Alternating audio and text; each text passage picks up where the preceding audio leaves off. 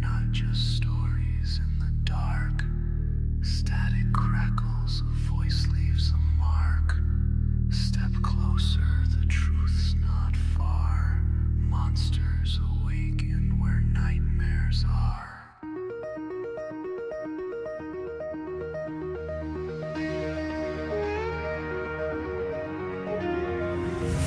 Late night tuning in again. A voice calls out from deep within. Every tale crawls beneath my skin. The hunt begins, let the screams begin. Monsters unleashed, no turning back. They walk in echoes, they paint the black. From shadowed woods to basement doors, they live in tales and something more. Clicking claws in the hallway crawl. Footsteps where there should be none at all. Breath on glass, but you're alone. Or are you just a voice through the phone? Whispers say it's just pretend, but stories never really end. When silence breaks, the fear ascends. They're not inside, they're in your head. Monsters unleashed, no turning back. They speak in tongues, they leave no track. Through coke tapes and haunted streams, they feed on fear, they live and scream.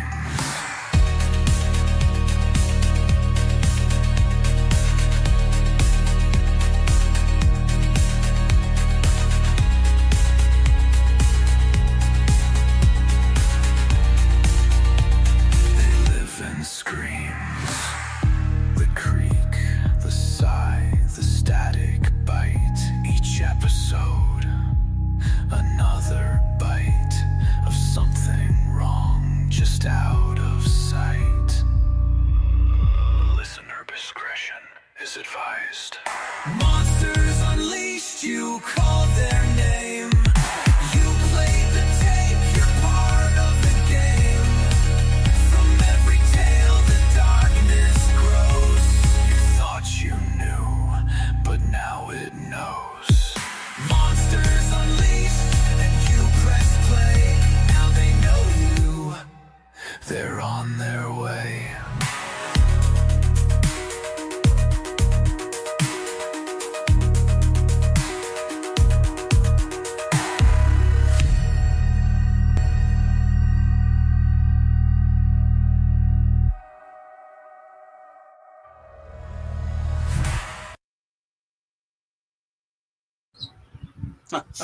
Well, welcome back, everyone. And tonight we've got a show here that we have Donna Copas for the first time here tonight. So everybody say hello, Donna. Hello. We have Rob Effler back with us again. He's also one of our co-hosts of the show. We have Trisha Collin, and tonight she has her husband, Michael Collins, with her. So, of course, everybody knows me, Big Mike Webb. But before we get the show started, we picked up as a sponsor for the show. So let me play a little bit and let you get to know who our sponsor is. Thanks.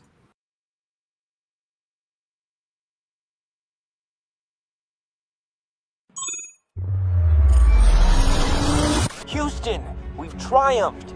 I've made it back to Earth with the cargo intact. The game-changing, time-sensitive payload is none other than the revolutionary energy flavor we've all been waiting for. Introducing Merc Mayhem Cherry Limeade. Merc Clan played a crucial role in securing this energy flavor, and together we've unlocked the future of power. Merc Mayhem is not just a drink, it's a statement, a fusion of relentless energy and bold flavor. The secret is out. Merc Mayhem is set to redefine the energy landscape, leaving ordinary drinks in its cosmic dust. Get ready for a taste explosion that matches Merc Clan's unparalleled power. Join the revolution, and let's unleash Merc Mayhem upon the world. Astronaut M signing off.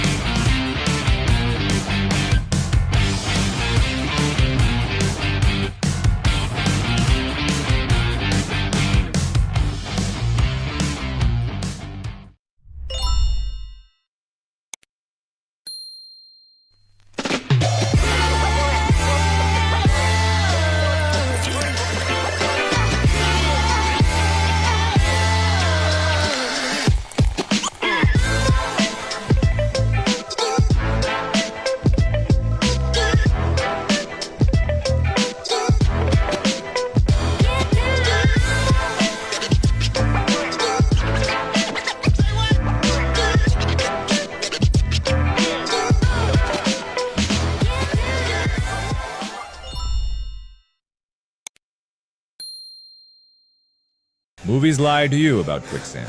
You don't sink instantly, it's too dense. But if you panic and thrash, you'll get stuck. The real trick?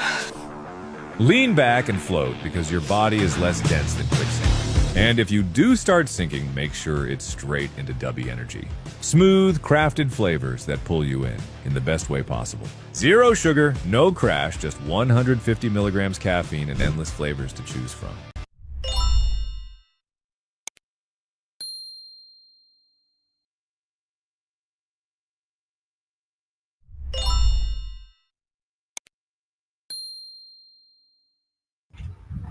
All right, welcome back. So W Energy and everything, zero sugar. It says no crash, no artificial colors or dyes, just natural fruit colors. So I can't wait to get my shipment of it to try it out. So, but that made me awful thirsty. Yeah, it looked pretty good. I mean, it really It did. did. They got a peach one I seen that I'm interested in trying. So, and Oh, the everything. cherry limeade I heard in the commercial. That's one I want to try. Cherry limeade, yeah. Well, we get a good discount on it, so let me know when you go to order, and I'll give you the code that we have to get it. Sweet. But how was everybody's week? Wet. Yeah. Busy. Absolutely. I drove through terrible storms. We went fishing yesterday. My company took us out for our year-end trip, and we went out deep sea fishing and everything. And on the way out, the water was really rough. Really rough. There were people puking on both sides of the boat. I mean, it was bad. But my wife and I, we rode up near the front of the boat, and we both got drenched from the boat coming down and crashing, the waves coming up onto you and stuff. But I really started second guessing, wanting to go at that point. But the water calmed down after, about midday, and it was a pretty smooth ride back. But we had a lot of fun. We caught we got almost 15 pounds of fish. Wow. So, that's pretty good. Yeah, and that was filleted out. It was almost 15 pounds filleted out. So we had a pretty good haul. But tonight we'd had another guest scheduled, but he had some technical problems with his camera and stuff. So we'll have to record it later this week with him, and and get it for a video on YouTube. But tonight, like I said, we have Donna. Donna was on NCI's show on Channel 12 TV network last week, and I was on there, and I was really impressed with everything Donna had to bring, and I wanted to get her on my show so we could spend a little bit more time with her and go over some of the stuff that she had spoke about, because you had our interest sparked, Donna, all of us. Big time. Yeah, and I've listened to a couple of your podcasts this week too, so from other shows, and very interesting woman we have here in front of us. I have a few out there, and thank you, straight up. Thank you for having me. I really appreciate it. Nice meeting you all. Well, re-meeting you. Yeah. Well, we are live on YouTube and Twitch right now, and Twitch this is a kind of a new thing for the Twitch audience. So they have a lot of other podcasts and talk shows and stuff like that, but not a lot of shows on cryptids and paranormal and things that go bump in the night. So hopefully we get some of these people on here, and they will be just enlightened with your conversations as we were and everything. So some of these younger generations, because that's why we do this, to teach people. Well, that's kind of what I'm doing.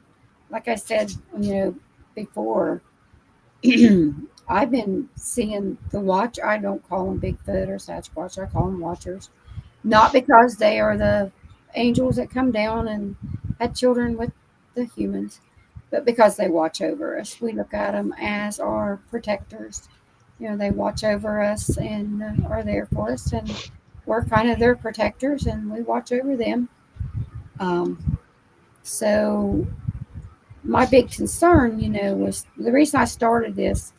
It's been about a year. I've actually been doing it maybe a year, a little over.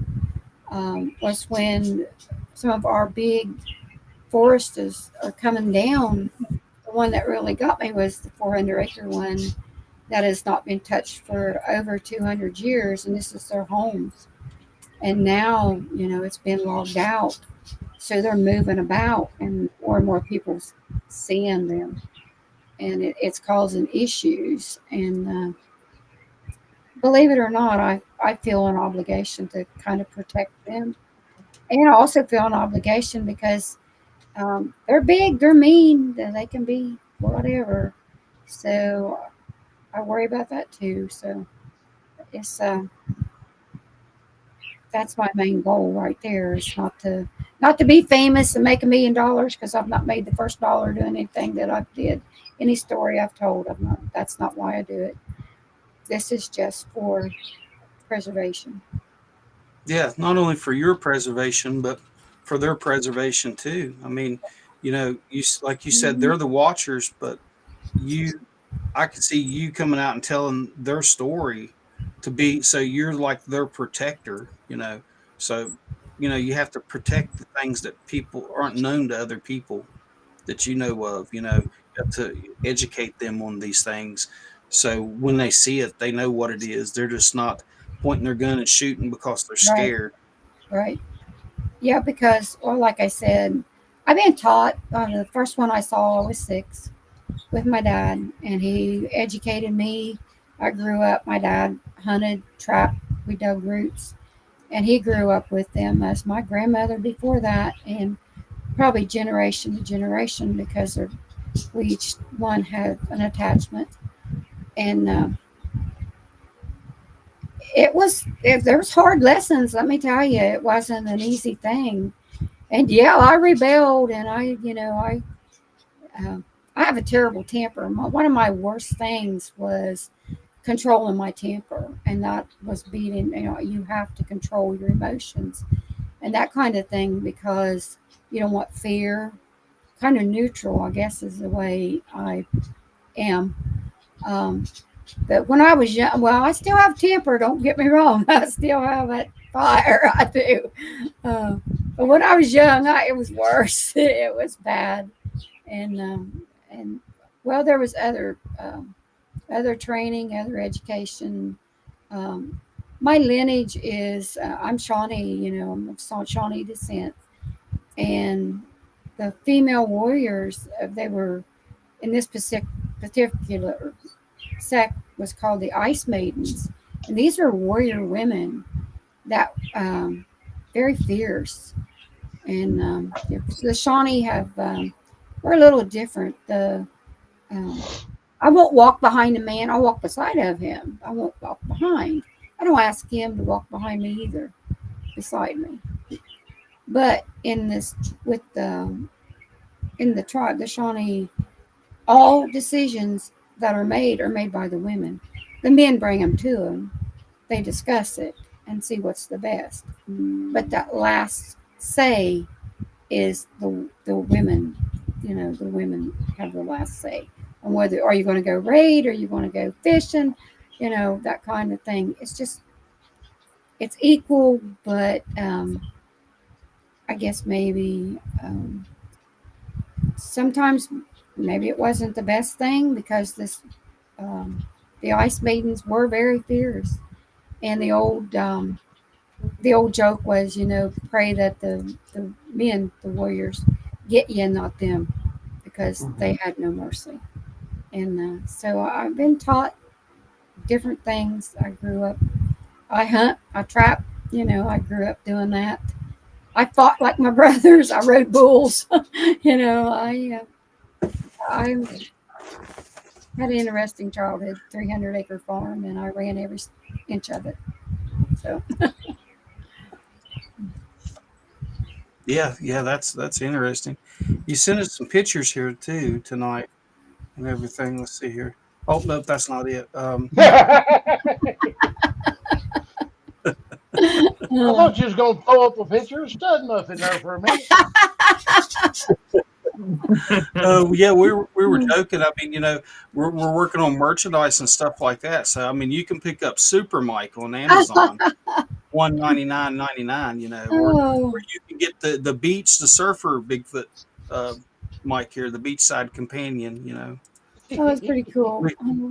We we were joking with my granddaughter on it and stuff. But let's see here. Yeah, you sent us some really cool photos that you took. This is a casting, I think. Yep. He had four toes. That's a couple years ago. And he had four toes. That's about 15 inches long, the foot. Actually, I think it's bigger than that. I took it from the creek. It was actually, there's turtles and crawdads in there. And it was kind of sprattled out, one foot in the sand, other one in the water. So everybody's like, well, yeah, there's 1 foot. You're like, why is there just 1 foot?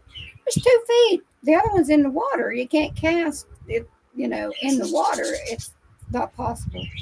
But I kind of diverted the water away, and that one had sunk down. It was like blue clay and sand. So it smushed down. It left a good impression. But he's down to 3 toes now. He lost another toe. Yeah, I mean it's interesting because you can see the one toe tucked kind of under the other one there on Mhm. the photo. It's Yeah, a really cool picture. yeah. And some tree break, tree Yeah, bends. the twist. That's ironwood. That's what they call it. It's used for bows and different things. It's really good wood to work with. Now I have no idea because there's another one there. I've been finding. Well, I have found them different times. Um, well, that one right there, there's like the um, toadstool, or what you want to call it, the fungus growing up the side of that. And I thought, well, did they break it down to, were they eating those or whatever? I drive past that every day. That's alongside the, well, I live in the country, so I'm driving through the woods when I leave my house. I had, the night before, it wasn't like that. And I come back, nothing around it is broken. That is, it was like it just took it, twisted it, and, like you go through the woods and take your fingers, snap a twig, and that's probably 8 inches around. So that's a good sized log. And it didn't kill it because it was actually growing back. They was limbing up, where it was twist break. And for some reason, there was two of them. Don't ask me why. That the county, whatever, I'm not sure who. Anyway, they cut them down. There was no reason to do it. There's not. There was literally no reason. But they took them out, both of them. They're in different locations too. They weren't side by side, just at different locations. That's on one, and the other one that I found is probably 6, 7 miles away. But only those was taken out. So Yeah, that's wild. I was looking at this picture right here again. I mean, if you look at that tree, there's no way weight ever twisted a tree around like that. I mean, mm, that thing is just wrung out like an old dirty dish rag. yeah, it's Oh just yeah. like it caught a hold of it and twisted it. I'm seeing bigger trees up along there, and the limbs. There's nothing, it's not a lightning strike. It's not wind breaking. This is like they're playing, like jumping, and they're breaking. The tree limbs is up to 10 inches big, and they're just breaking them down. So, but like I said, we're having a lot more activity since they've went back to the big woods, but they've been out and they're still moving around. They still hunt here and the fish. Um, well, there's a little creek that's not too far from me, and my brother the other night he likes to fish. Yeah, there's the tree shelters. Again, they're made in different styles and shape. Dad taught me. We call them plans, and that just like the Shawnee have different clans, We have the bear, the wolf, the deer, the mud puppy, the turtle, there's different clans, and each one of us has a different symbol for our clan. So when you look at, and even when you're signing your name, and you're going to do it in the old way, we put our symbol on there. So, and I even have letters, different things in there, put that little symbol in. But if on those tree shelters, there is different markings. So it's like, like I said, we call them plans. I don't know what anybody else calls them, but it's like we're from a different sect or different place, or it's part of the same area, but they have their own family groups. So they have their own markings. The rocks, when they stack the rocks for markers, they have different ways of putting them, and I can tell who this is by how it's shaped. So, but Yeah. I'm getting a little older, so I've been at it a little longer. I will have to talk another time on my story, and next time I can get you on here, because I had something happen to me when I was a child, and things that I only shared in my book. I hadn't really talked a whole lot. And Trisha can tell you, growing up, I never told my kids none of my stories and stuff because I didn't want them to be scared. And because like I had that kid in the woods when she was 5, and from that Right. point on, hunting and fishing and stuff like that. And I never wanted her to be scared. But we lost Rob. But anyways, speaking of me having her in the woods when I was young, would you go back to the beginning for Donna and tell us about when you first got to go in? Yeah. Well, like I said, my dad, he was a true mountain man. He's born in 1927 in an old cabin back in the hills so that's how he grew up. He grew up hunting and fishing. That's how they lived. That's how they ate. So that's how I grew up. We had a job. We farmed. We still hunted, trapped. We dug roots and all different kinds. And on that day, there was a county fair in town, and I wanted to go to the fair. But Dad's rules was, anything you do, you got to earn so much of your own money. And I was 6, but I was used to going to the woods with him anyway. When he ran trap line, I was 3, and I would go with him. I remember him carrying me on his back or put me down into the sack on his back. And but this day, he took me up to a big patch of yellow root, and we took along. We had 200-pound feed sacks where we brought the cow feed in. And we've been sitting there digging for, a good long time. Well, Dad was doing most digging. I was cleaning. You have to break the tops off. The tops goes in one bag and the roots go in the other. They're so, you have to clean them. You shake the dirt out. They're little spidery roots. So you clean them. Cleaner you get, the better price you get. So I've been doing that for a while. And then Dad wore bib overalls and he chewed tobacco. Of course, we grazed tobacco. And he would chew long green. He'd go to the bar and get the long green. And he had that in his pocket. So he got up and he walked over. There's a big stump right there beside where we've been digging. And he took his tobacco out and he laid on that stump. And he said, "Come on, Duke, we're going to go home." He never called me Don. It was either Donnie Ann or Duke. And he said, "Come on." And of course, me being a kid, I didn't want to leave because that was how I was making my money to go to the fair. And I was grumbling around and dig my toe in the dirt. And he's like, nah, come on, we'll go. So he got me by the hand, picked up them sacks, and as we're walking away, I'm still kind of pulling back and kind of shook me, "Come on." And I looked back, and right there beside where we was digging, this massive figure stood up, this big, huge, hairy, black figure. Every bit of 8 foot tall. It looked like a mountain to me because, I'm a little girl. I'm 6. And, of course, I'm scared. And then here, my dad's with me. He's like, "Nope, come on. You leave him alone, he'll leave you alone.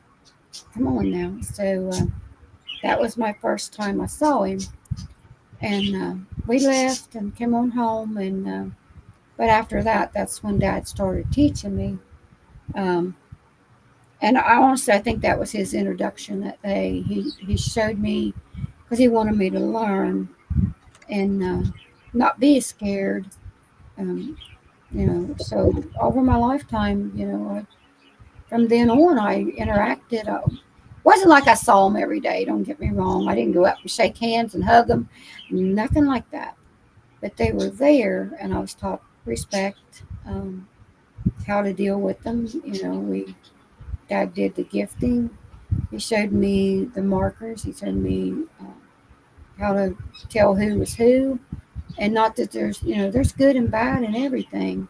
So the big lesson was, be careful, um, because you don't know when they're going to be having a bad. Just like humans have bad day. You might have got up on the wrong side of the bed. Somebody might have made you mad, or you might be mad about whatever. Might stumped your toe. Who knows? But it affects you emotionally. So just like us, it affects them. So I went on. That was how it started. Yeah.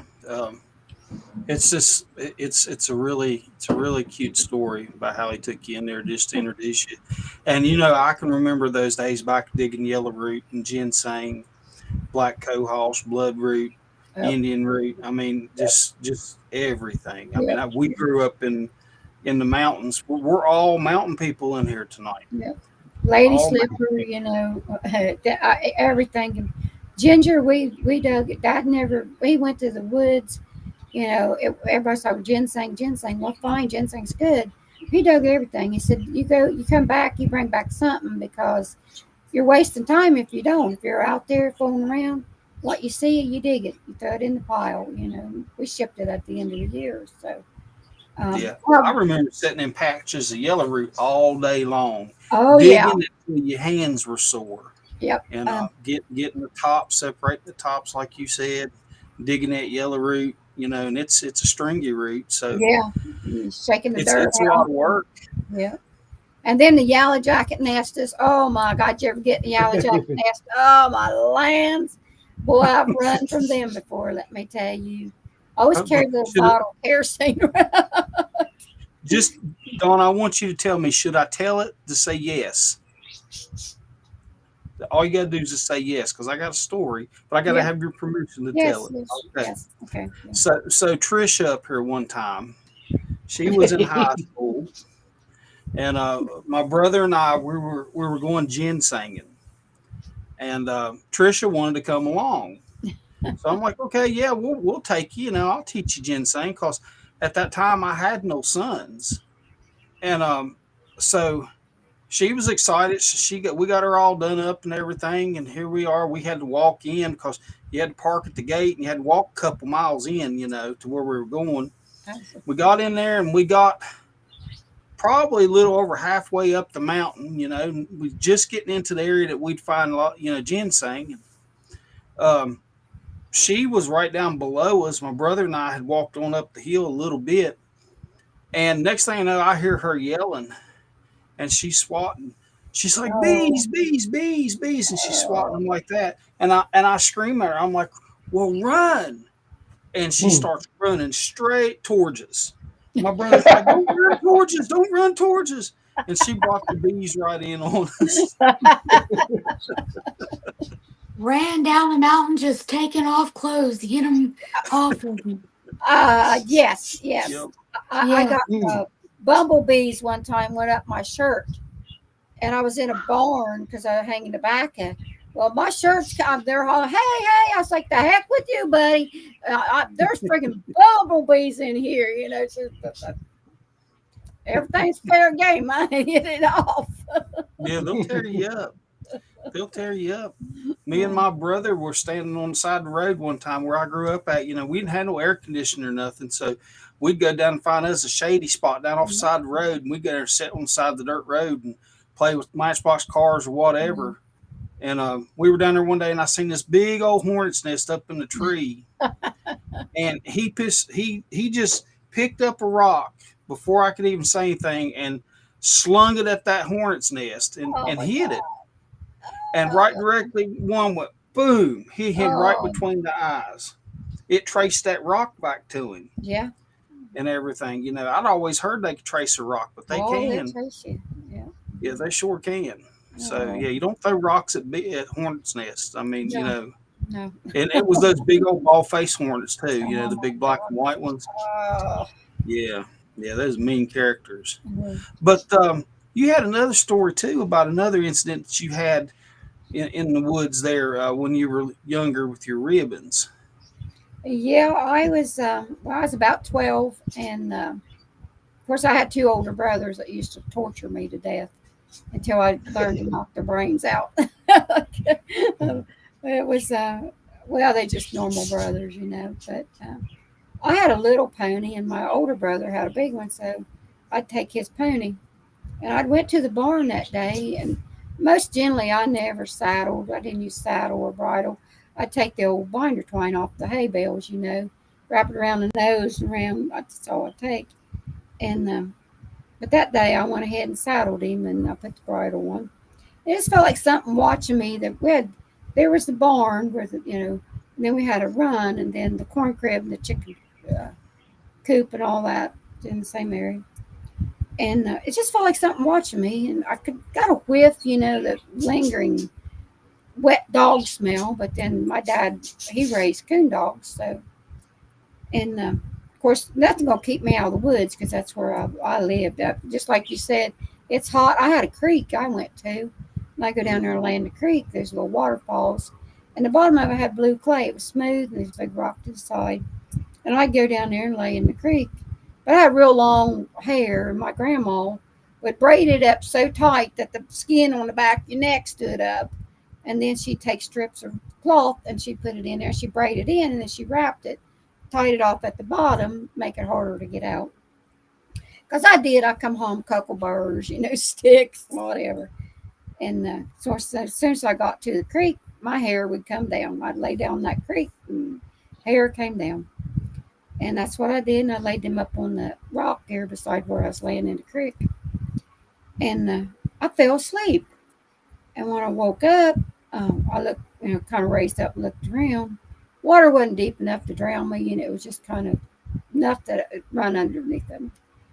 And I looked over for them because I knew if I did not go home, I had to have them in my hair some way or other, or I'm going to get a switching. My grandma takes switch. And they were gone. And I'm thinking, my brother snuck down there and swiped them to get me in trouble or pick on me or whatever. And I still, the pony was there. I would just, ground time, I'd drop the bit, so he could eat around while I was there playing. He would never go away. And he was still there. He was not scary. They'd lay their ears back, but he was all right. But I thought, brother's taking them. And I look up through the woods, and of course, there's a big cedar grove, and it's the shadows. It's getting evening time, so it's not dark, but through those cedar groves, it gets dark underneath the cedars. And I seen them ribbons moving up through there, and I thought, it's Dean or Dave, they did it.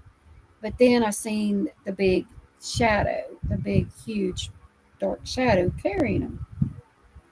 And I realized it's one of them that's taking them.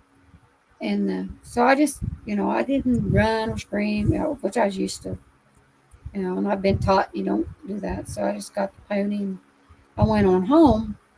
And of course, like I said, nothing kept me out of my woods. Them's my woods. Ain't nothing keep me out there. So I went back the next day, and on that rock where my ribbons had been, it left me an arrow straightener, which is the stone with the hole in it. Because we made our own arrows, we napped the flint for the arrowhead, but then you cut the wood, this branch for the arrow shaft, and then put your feathers on. But you take that and you go and when you heat up that wood, you can straighten it. It's like putting it in a boil in hot water or whatever. But you use that and it smooths it and straightens it. And then there was some shells and different stuff that was laying there. So he took my ribbons, but he left them behind. And on that day, that was all it was. But then there was another time. I always go back there, and they have an ability to put you to sleep. Yeah, I don't know how it works. I hear the hum, like the electrical hum. But I went to sleep and I was in the water. I was laid in my water. It's hot, and like you said, you're lucky if you had a fan back in, let alone the air conditioner or anything. But when I woke up, I wasn't in the water. I was laying up on that rock. Now, I'm like 5'3", and I was 12, so I wasn't quite that tall, I might have been 5 foot. I might have weighed 90 pounds sobbing wet. And but I was laying on that rock. Now I wasn't scratched, I wasn't hurt, nothing out of the ordinary. Clothes was fine. Which, honest to God, I'll be truthful. I had a bathing suit on, so I didn't have a whole lot of clothes on. But they moved me, and that was a little bit more disturbing to realize that they had that ability to actually touch me. And now I'm not the kind of person that you can walk up on. I never have been, even from being little. If I'm asleep, somebody walks close to me, I'll wake up automatically. Right now, I sleep with a sawed-off shotgun under my pillow. I live in the country. Nobody gets close. I didn't wake up when it moved me. I didn't wake up until, evidently it put me there and moved away. And I didn't have a watch or anything, so I couldn't tell exactly how, time-wise, how long that was. It did move me. So, various different things. Yeah, that's amazing. You're not the only person that said that I've heard that they talk about the ability to make you go to sleep and everything, and maybe that explains a lot of the missing 411 cases. That Yeah. People have just disappeared. They put them to sleep and they take them someplace else. But you shared some pictures, also some footprints and stuff. Yep, that's of that casting that you had. There was two that day. One's a smaller one. He was only about, the footprint was 12, 13 inches. The other one was 15. The big one's 15. Well, it's probably bigger than 15, like I said, but it's in the mud. But that, I didn't have, everybody's like, why are you using a cigarette lighter? I was like, well, because I was burning, where I was working, I was burning paper and stuff. And I always carry something to light a fire with when I go into the woods. Sometimes I stay. I have a campground and cliffs, and I have caves. And if I had a lighter, I didn't have matches, I had a lighter. So I was just trying to show the length of how big it was. That was the idea of it. But in that creek there, it's a little creek, and the banks around that's probably 10, 12 feet high. And there's waterfalls that's in there. And then there's the little turtles and the minnows and crawdads. There's some big old bullfrogs, and so he was eating. So he's done. Well, we have a picture here that Trisha here took in the LBL, and of a footprint. I don't know if you can see it on your screen there or not. Now, she used a vape. You used a cigarette lighter. She used a vape, which is just a little longer than that lighter. You gotta use what you have at the time. Yeah. You just gotta use what you got. Yeah, I see the outline. I think I have a Yeah, I can better. see the outline. Let's see here. I'm uploading. I should have been prepared for this. I know I've said that before on the show. Well, we kind of changed in midstream. Yeah, we did. Yeah, we did. So you can see that one there. There's kind of like up there at the top, you can see where the toes are, and there's a leaf in each of the toes there. Yep. And stuff. You can see the outline of the foot. But she just took those like 2 weeks ago, I do believe, 2 weeks ago in the LBL. And as I was telling you before the show, we're going in there next week, the end of next week, beginning of the week after. I actually have a picture that, Don, if you don't care, I'll find you. I can send it to you on your group on Facebook. but it's of a tree, and I did not take this. It was a hiker in the LBL that took this, and this is when I started looking into like the Native American history behind this park and the Shawnee and stuff. And he said that he believes that they were responsible for bending this tree, and it made me think of this when when you showed that one tree that was twisted and everything, and then her stories and stuff about what her dad taught her. Yes, that picture. There's a tree that's in the LBL that's bent in the way that it's bent. It's not high up, so I'm not going to say a Bigfoot did it or didn't do it, because because this guy had said that, back around the time the Native Americans are on the land, bent trees as I can't really remember exactly how he said it, but Um, we almost like they think, were using it as resting spots to watch. now the Shawnee, like at the burial grounds, when you have a burial mound, our Mhm. burial mounds are hidden, but we will manipulate cedar trees or something into different shapes uh, to mark that. So we kind of do the same thing.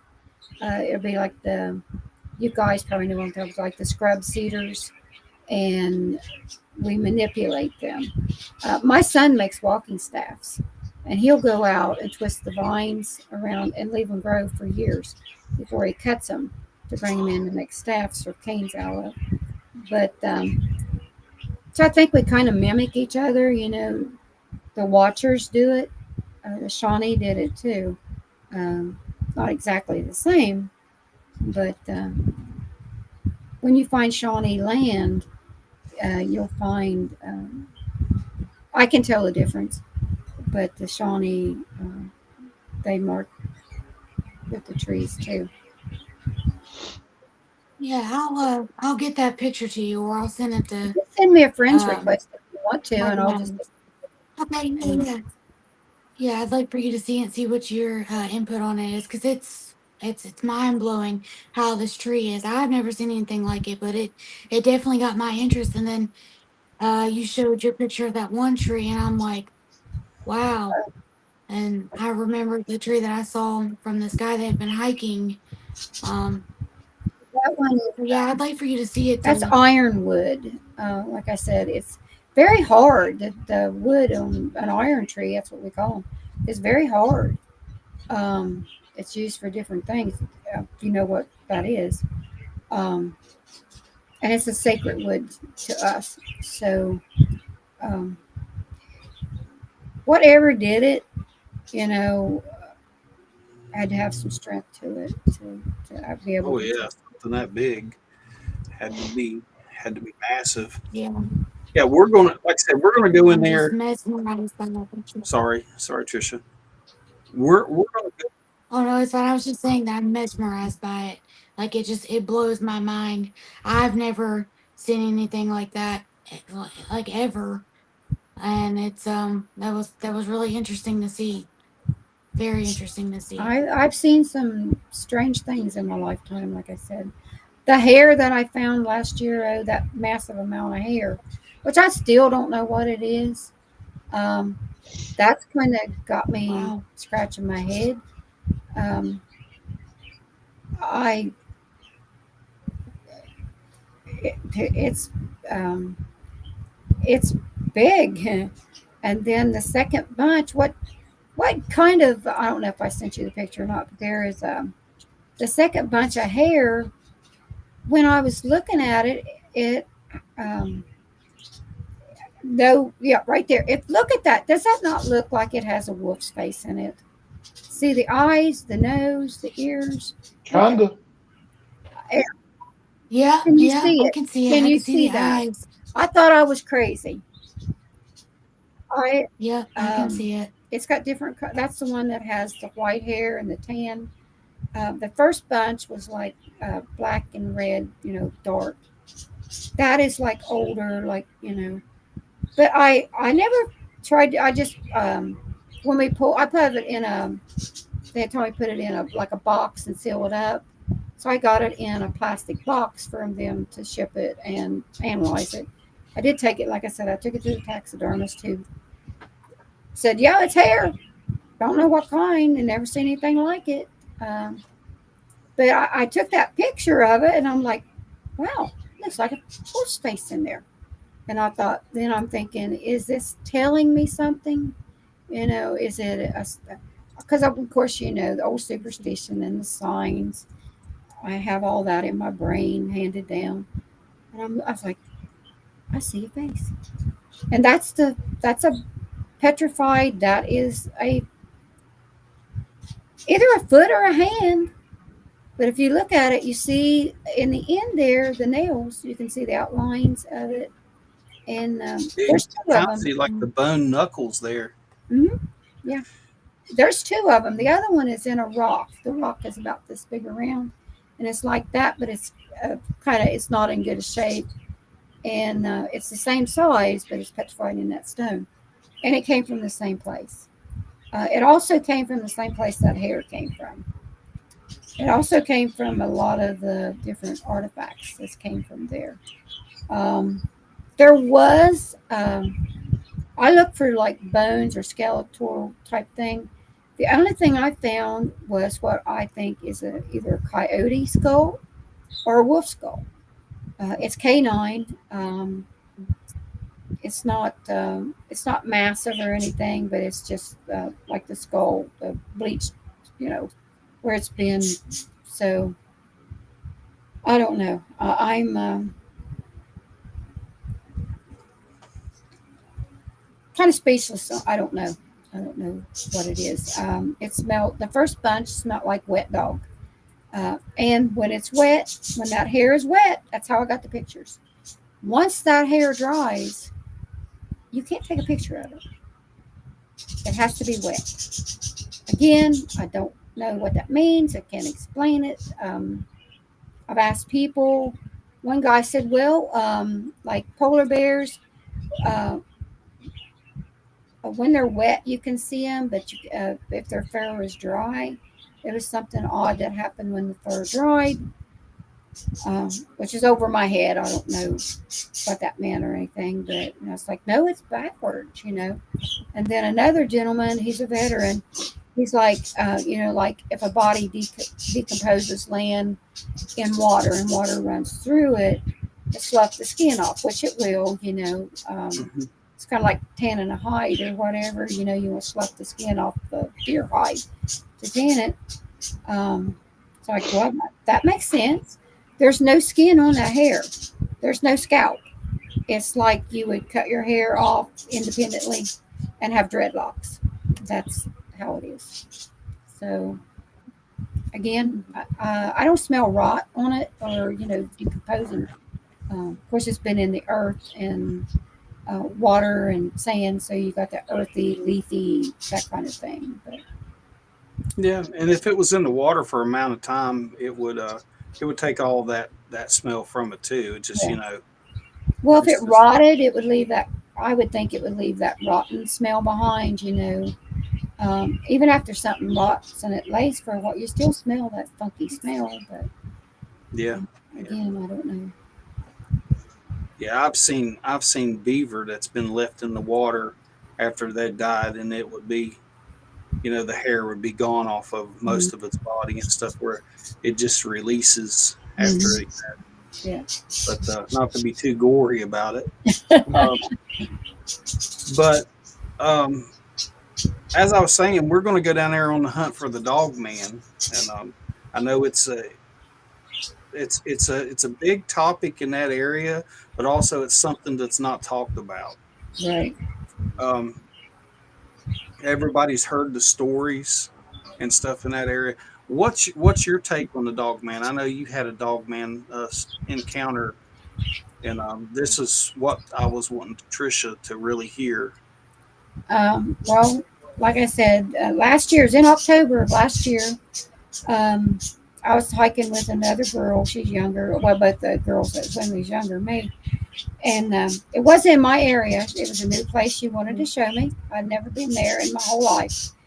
And but I do long hikes. I'll do 10 miles a day. You know, I'll go back in deep woods.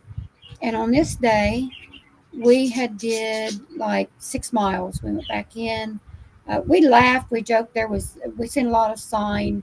My dad taught me tracks, so I found some tracks. There was a lot of X's, some Y's, different things. And when we got all the way back to where we stopped, there was a big, huge hollow tree. And of course, we got inside of it, goofed around, played, just having a good time. And then we came back, and we'd been hours. And for us to get out to come back down the trail, there's only one way we could come out. And I had actually, when I was back in there, I have some very good vocal that I've been collecting since about 1994. I have like the old cassette, whatever. This was on a recorder.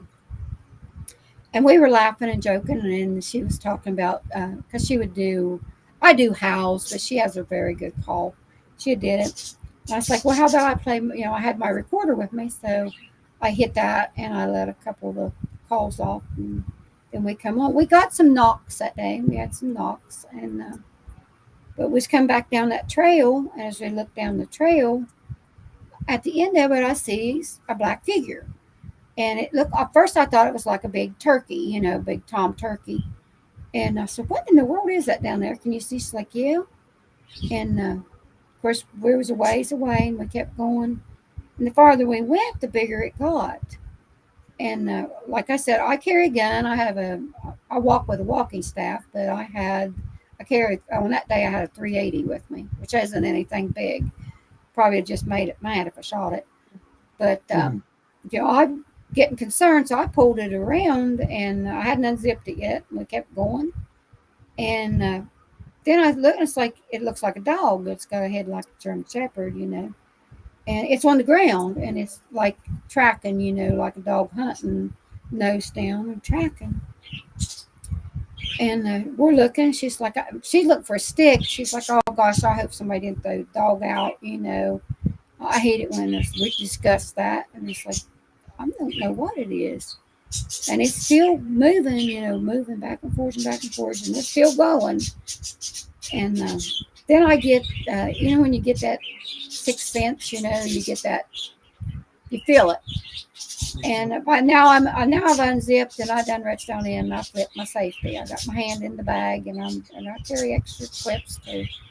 And she found a little old stick about this big, and so I guess it made her feel better or whatever. And then the third girl, she had seen it, but she just kind of hikes. She's not into the Bigfoot stuff or that kind of stuff. And she's like, "What is that?" And I said, "I don't know." Then there was a doe jumped off to the right. It jumped up and ran off through the woods, and this thing is still down, like on the ground, on all fours, back and forth and back and forth. And then when it went off through the woods, we're getting close enough that finally its head kind of come around, and it's got a head, a massive head. I'm thinking, what kind of dog is that is, it's got a head like a German Shepherd or a wolf head. But then it came up on 2 legs. And that's when I go, oh, crap. But then again, you try to rationalize. Is somebody there playing with this? Is this just a massive dog and they're throwing a ball and getting it to jump up? But then it went it walked on 2 legs and went off to the right into the woods the way that deer went. Now we're getting down there closer. There, everything has stopped. There's not a sound. There's no birds. There's no bugs. There's nothing. It is stone silent. Every hair on my head is standing up. And I mean, cold chills are up my back. Now, like I said, I've been taught to control my emotions and my fears. But I'm on high alert. And there's no way. We have to go through there. There is no way except to go through where that was. and the parking lot's about 50 yards or so up where the car is. I got to get to that car, which is a new car. I have my daughter's SUV. And when we get up there, anything I'm thinking about, I'm going to get in that car and close that door. And I hit the unlock. It won't unlock. The key fob is dead. It's dead. And I have to unlock it. I put the key in. And the other girl, she's like, I got to pee. I got to pee. I got to pee. I said, you pee wherever you want. I'm getting inside. You feel free to pee. I'm in. So it was very eerie. Like I said, I see the watchers. I'm respectful and I'm not stupid. And I watch what I do. But that was a different, like I said, I've been taught not to get it. But no, that was very concerning. And it was crawling up my back real fast, let me tell you. So it's different. You get a different feeling. I still, the legends, I've been taught, how they were created or whatever. And even in my mind, I thought, I hear the stories of how what they were made for and everything. But in my mind, I thought, well, the stories of the dog soldiers. These are soldiers. These are the warriors, the fierce warriors. And they will teeter themselves. These are men, but they dressed in wolf hides. They're covered completely in wolf hide. They tie themselves down. They fight to the death. They will not give ground. They either win or die. That's the only way they can release themselves is the battle is over and they have won, or they're dead and they come and take them away for burial. And I thought, but before these warriors goes into battle, the shaman, the medicine man, they hype them up a little bit. And, there's a lot of roots and herbs and different things that you can use to change that person's personality. And I thought, maybe that's what the dog man is. Maybe it is humans and they did this too. But that's not what I saw that day. That wasn't a person. That was not a person in a hide, So it's kind of changed some of my thinking on what they possibly can be. So can I explain it? No, I can't. And that is the first time I saw it. But then I found that footprint in the snow later on, not anywhere near where I saw that at. This was actually around that waterfall. So Is that them? No, those are actually 13 inches of snow. Those footprints are right on to 24 inches long. There's a whole trail of them. They go past, it's actually my sister-in-law. That was in 2016. And on March the 6th, there was 13 inches of snow. And you see the trail. You see them. They are over 6 feet. Steps are over 6 feet wide. She wouldn't let anybody have them. She wouldn't talk about it.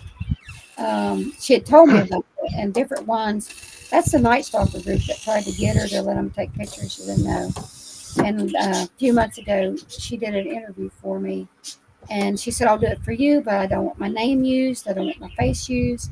You can use the pictures because now this is all that time ago. Of course, she had moved my mother-in-law, who was in her 90s, in an A-frame right beside her house.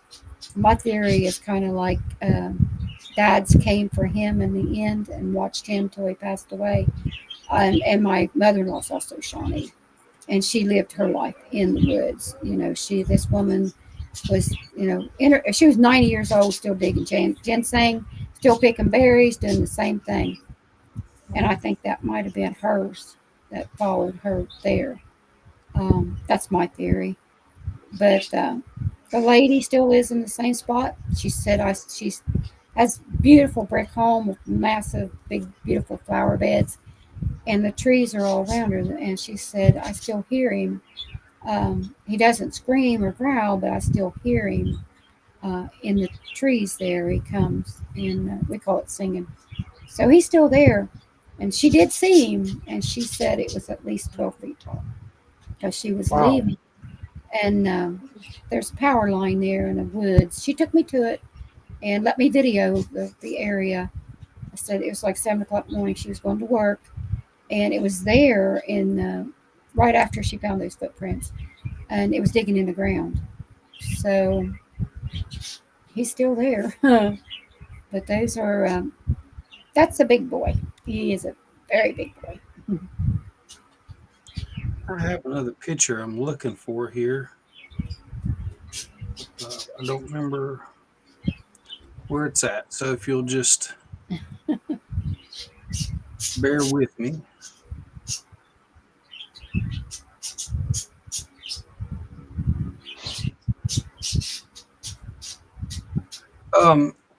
So I had a theory on the dog man. I know I keep staying, keep talking about it and stuff, but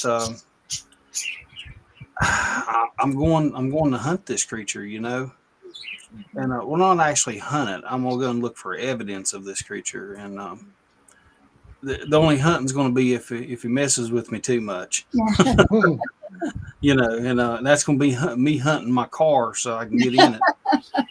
Well, that was my theory. Yeah. So I have a picture here, and like you've grew up around these watchers, and you've seen them and everything, and I want you to look at this picture and tell me what you see. I know it's hard to see. No, I see it. I see it. I see the head. I see the arm. It's like I see the shape. Is that what you would think that I see a face. the watcher? Yeah. It's like, well, I sent you the picture of the face that I got not 2 or 3 months ago. It actually have one. I didn't send you it, but I got it off. Yep, I have one squatted down, setting. So yeah, I can see the. I think it's some people have the ability to see them, and others can be standing beside them and never see them. I don't know how to. It's just kind of the way it is. And well, they can, they have an ability to I call it the shimmer, where they. People say, well, why was it setting like that? And and like here's a picture of a gorilla setting. Mm-hmm. And it's watching and stuff, and then you look at that and you can see. Can you give me about 2 minutes or 2 seconds? I need to run in here real fast. I'll be right back. Absolutely.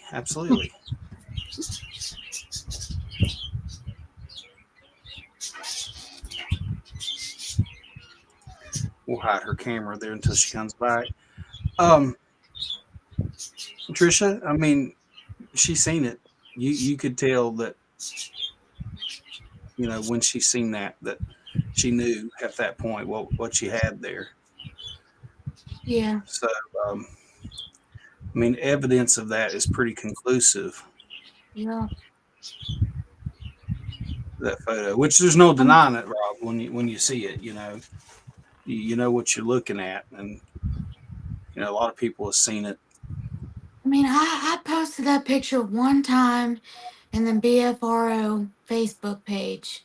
I got a lot of crap from it, but I also had a lot of people messaging me about it. I spoke to one guy, and he wanted me to go out and investigate it with him, but never contacted me to set up arrangements to go. And then I just stopped showing people because I just was tired of people calling me psycho. And then I was going through a divorce at the time, and I'm like, well, better not share this anymore because, my ex would go tell the judge I'm crazy because I think I found a picture of Bigfoot. So I just stopped sharing it. And if it wasn't for you bringing it back up at the Bigfoot festival back in the spring, I wouldn't have gotten back into it. And then you started showing everybody and stuff and telling me what they were saying. I'm like, okay, maybe I'm not crazy after all. Which I never believed I was really crazy. I didn't have no way to explain it because I didn't know much about it. Like I believed. That picture is what made me start believing, like I'm back. fully. But if it wasn't for you showing it to everybody and telling me what they were saying, and then me doing my own research and really learning about things, that picture wouldn't be shown anymore. Yeah. I mean, Don, I had that picture analyzed through an AI system. Okay, and I didn't give it really any much criteria whatsoever. I said, "Here's this picture. I'd like your thoughts on it." And then I told it to give me a size comparison based off of the railroad tracks below it. And I mean, I don't know if you paid any attention there, but if you look, we've all seen railroad tracks. Right. You look at the size of it compared to the railroad tracks that's there. Well, it came back and it said that it ruled out a bear because bears don't sit in that ape-like posture, observing that way, and plus the conical shaped head. Then it analyzed the railroad tracks because you can clearly see the railroad ties. So it used the mathematical formula and it showed the formula and stuff based on the width of the railroad ties, the spacing of the railroad ties, the width of the tracks, and it estimated that to be anywhere from 7'6" to 9 foot tall, with an estimation around 8'4", and weighing the animal itself was 4.2 foot wide. And it was estimated to be between 600 and 900 pounds. Then, like I said, it ruled out a bear. Apes are not native to West Virginia, any of that area, North America. And it ruled out human just because of the location and the size. Mm-hmm. And it said that the conclusion that it most likely could be what is known as the Appalachian Sasquatch. Well, So, I can see myself. I can see it. I have. Oh yeah, I can see it. Yeah, I have no problem seeing it myself. But You can even see like the shine off of its nose, off of its nose there. I mean, I don't know. The people still deny things like that. They say, "Where's the proof? Where's the proof?" And then you show them that, and they're like, "Well, that's not proof. That's just a grainy photo." mm-hmm. But that photo was taken by an iPhone. So let me see. Let me get back to the thing here. I'll show you how far away it was taken, and like it's amazing that she got that much of that picture. I took it with an iPhone 8 Plus. I think it was an 8 Plus. Yeah. It was an iPhone 8, but I believe it was a Plus. Yeah, that's around about what it was too, because I remember it was around that time. Let's see. No, it was taken from that far away. Oh my gosh. And that's zoomed in. That's zoomed in that close, and it was kind of clear right there. Yeah, I can see it. Yeah, I can see it right there. Mm-hmm. And then further zoomed in. I mean, so she seen it moving from up here. She was on an overlook looking down onto that. I was using those binoculars you put like a quarter in. Yeah. And I was looking down in there and I saw it move. And I backed up like surprised. And the guy I was dating at the time, I was like, "Hey, look in this and tell me what you see." And he looked and he goes, "Well, I don't see nothing moving, but there's something down there setting." And I looked again, and then I grabbed my phone. I was like, I hope this zooms in good enough. And I zoomed in and I snapped that picture. And as I was snapping that picture, it scooted over. It moved again. No, I can So, clearly see it. Yeah. I have so one. the guy, Go ahead. go ahead. I was going to say I have one. Well, actually, I have two or three from a couple years ago, and it was on a trail cam, and it's squatted down, satin, just squatted, and it's got its head down, um, but it's clear. Then I have one is where it's standing in the. It's of course it's in the dark, but everybody's like, "Oh, it's somebody in a ghillie suit," and I'm like, "Let me tell you something. My house was there at that time, and if there was anybody in a ghillie suit that close to my bedroom window, they had a whole lot of shot in." Yeah, they'd have had a bunch of holes in them, wouldn't they? Yeah, Yeah, they especially wouldn't if you have. were seeing it. Yeah, they wouldn't have. Nobody gets that close to. Of course, my dog. I have dogs, and so I don't. Yeah. It's funny because most of the time cameras will just simply die. You won't get a picture. They'll just die. My trail cams, I've changed them out. I can't tell you how many times. Um, the last bunch, um, they worked fine. Everything was doing great, and then the chip was there. It was like somebody just erased it, and you would get snips here, snips there. Um, so I replaced it again. I put new ones out. I do it for different reasons. I don't just do it to see what's up, but I don't allow hunting around, on my property. And then, of course, when I bought it, that was one of the things. Dad gave me this huge can of ginseng berries, and my hillsides are planted, which they've been growing for 30 years. So you know what kind of a crop I got in Oh there. yeah, So, as Dad said, but go plant this. You always have money in the banks. Well, it's true because at the end of the year, I don't dig anything less than a 4 prong ever. And if I at the end of the year, I'll maybe dig out $10,000, for winter money or whatever. And so I guard my areas too. So my cameras are for more than just. I've seen some strange things. The orbs are crazy. The size and um, the way they interact. So I know they have something to do when the watchers are around a bit more. So the orbs. Seen some wild ones there. I'm looking for a picture. I'll show you the closest I ever got to getting a Sasquatch on camera. As soon as I can find it, if I can find it, I'll tell you a story. But yeah, I mean, so we produce pictures like this, and I mean, you look at it, I look at it, Robert looks at it, and we all know what it is.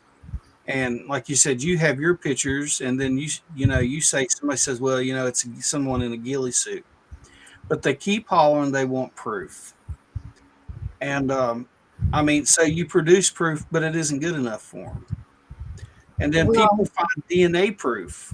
hmm They get DNA samples and they send it in, and it comes back unknown primate. They're like, well, that's not proof. It doesn't say it's Sasquatch. Well, Yeah. duh, because it's unknown. It's Yeah. unknown primate, and like, how are you going to know? I mean, it's going to come back Sasquatch. If it was a gorilla, it would come back as the species of that gorilla. And so if it was unknown, so that means, I mean, conclusively, it has to be. If it's a primate and then the sample was taken from that area, it would have to be what it is. But I just don't understand the logic to some of these people. well, And if the ones I have was in a ghillie suit, he must have been a very big bodybuilder, and he must have been 7 foot tall, And I don't know anybody around here that's that big or that tall. well, Um, that picture there, I mean, if somebody say, "Well, that's a bear. That's just a bear down there." Well, if that's a bear, if that is a bear, that has to be the biggest bear on this planet. Yep. I mean, the polar bears are not that big, and they're the largest bears. So, I mean, Grizzly. it doesn't make sense to me. They want to go by logic, but logic states, I mean, if you have the evidence and everything else has been ruled out, then what could it be? Well, here, like I said, I got the group that comes here, like I talked about, the Night Stalker group. They've been coming here for well over 10 years. Well, they actually had their 10-year anniversary last year because when they first started coming, it was just the two guys, Mike and Mike.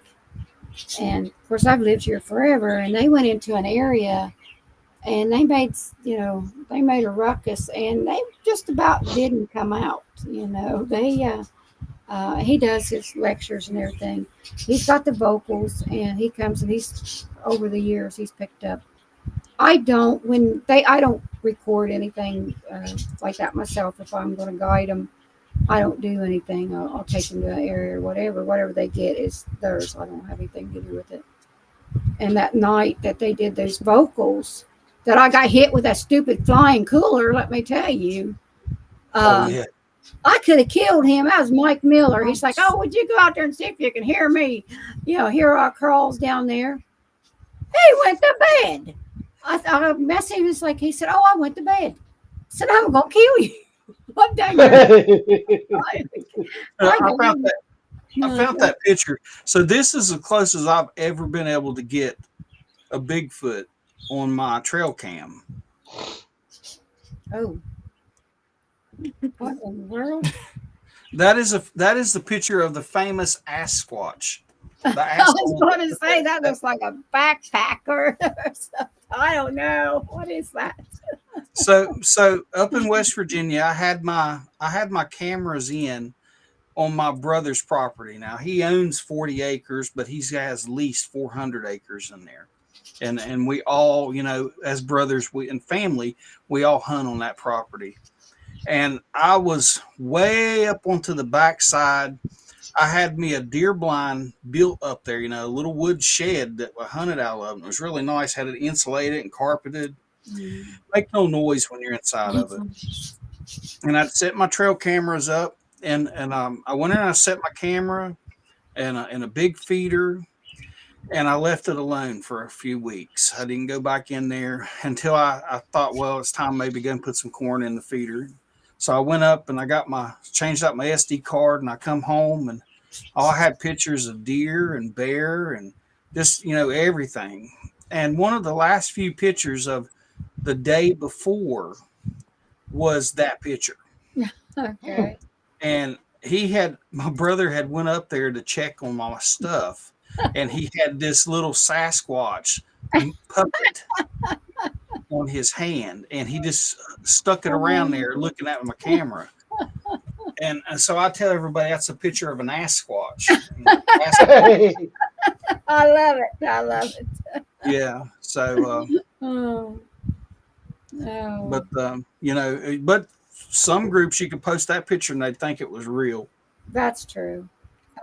On the day we saw that, she had the one girl had a very expensive, very good phone, and that's what she was trying to take pictures of what we were seeing, and it wouldn't work.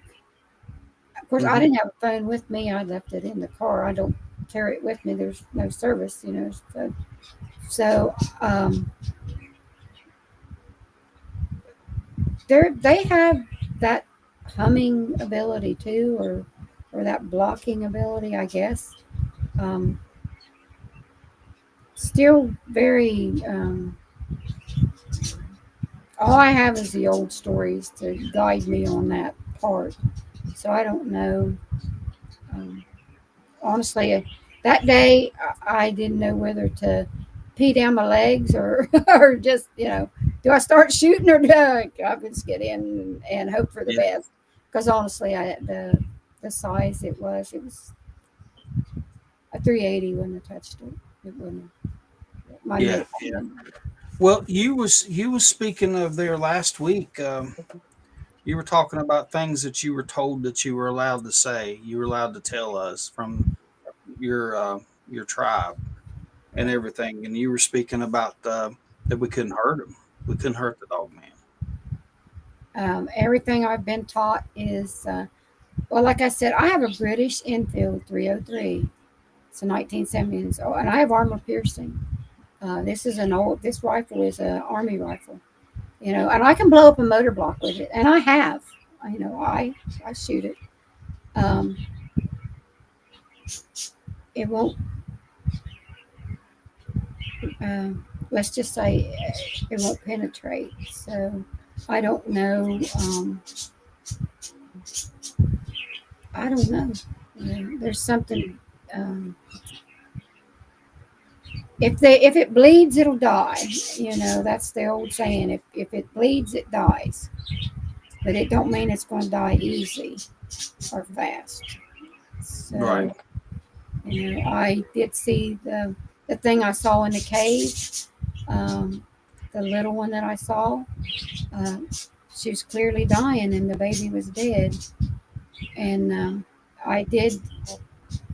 Uh, After I found that, there's a group of guys that rides the razors and four wheelers and stuff. They run the hills in the nighttime. And the grandfathers, this is a younger guy. I can mention no names, or don't want to go too far with that. But he contacted me. He said, my grandpa told me I need to talk to you. And he said, you're one of the elders, or you are the elder of recognition at this time. And so he told me a story about them being in a specific area and them shooting something, and scared him to death, and he hated it really bad. He wasn't the one that did the shooting.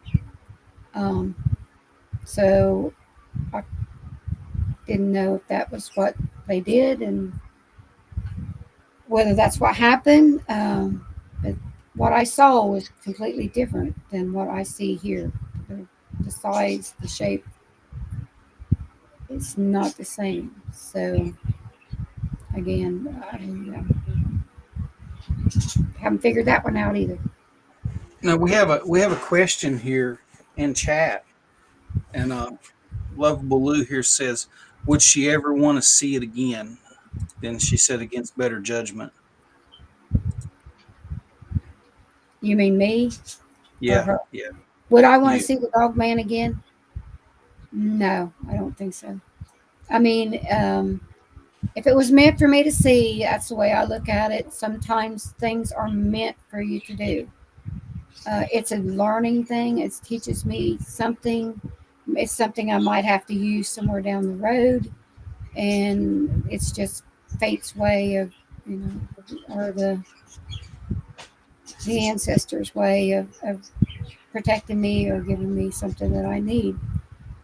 Do I want to go out and look for it? No, I don't.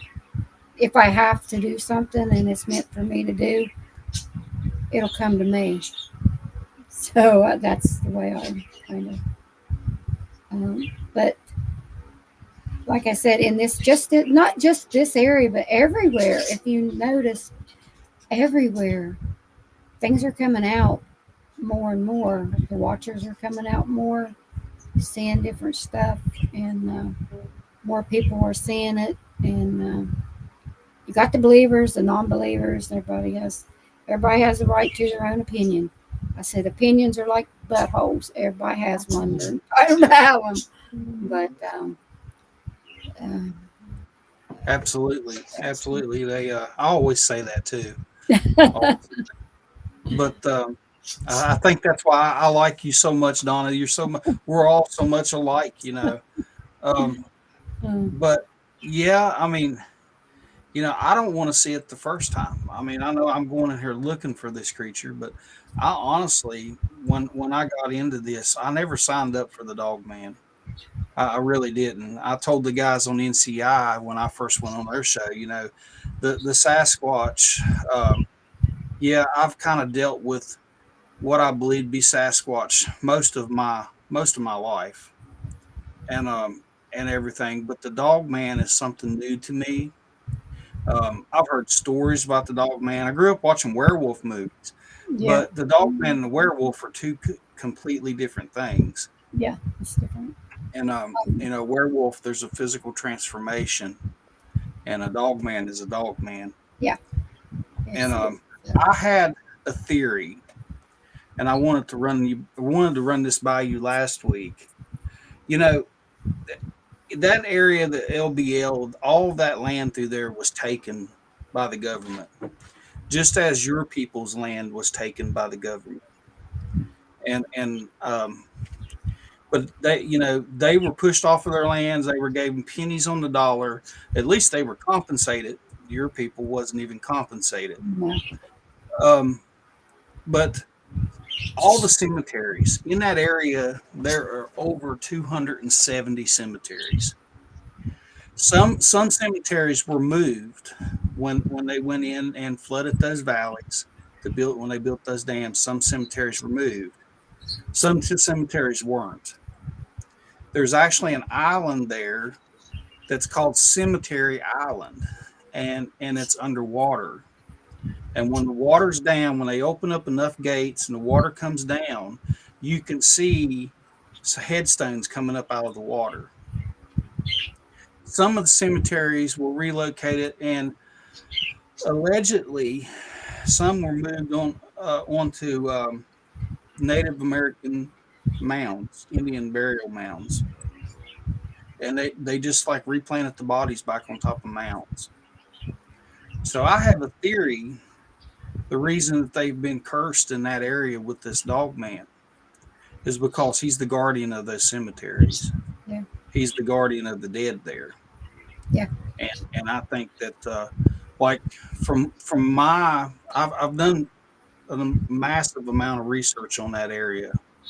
And if you overlay the dog man sightings on the map of the LBL, most of the sightings come from one area that is like riddled with cemeteries. I believe there's 18 cemeteries that are on the map, and it's hard to tell how many are in there that are not on the map. But and they're in that general area. Yeah. And it's kind of bothersome, knowing that I'm going in there, but somebody has to do it.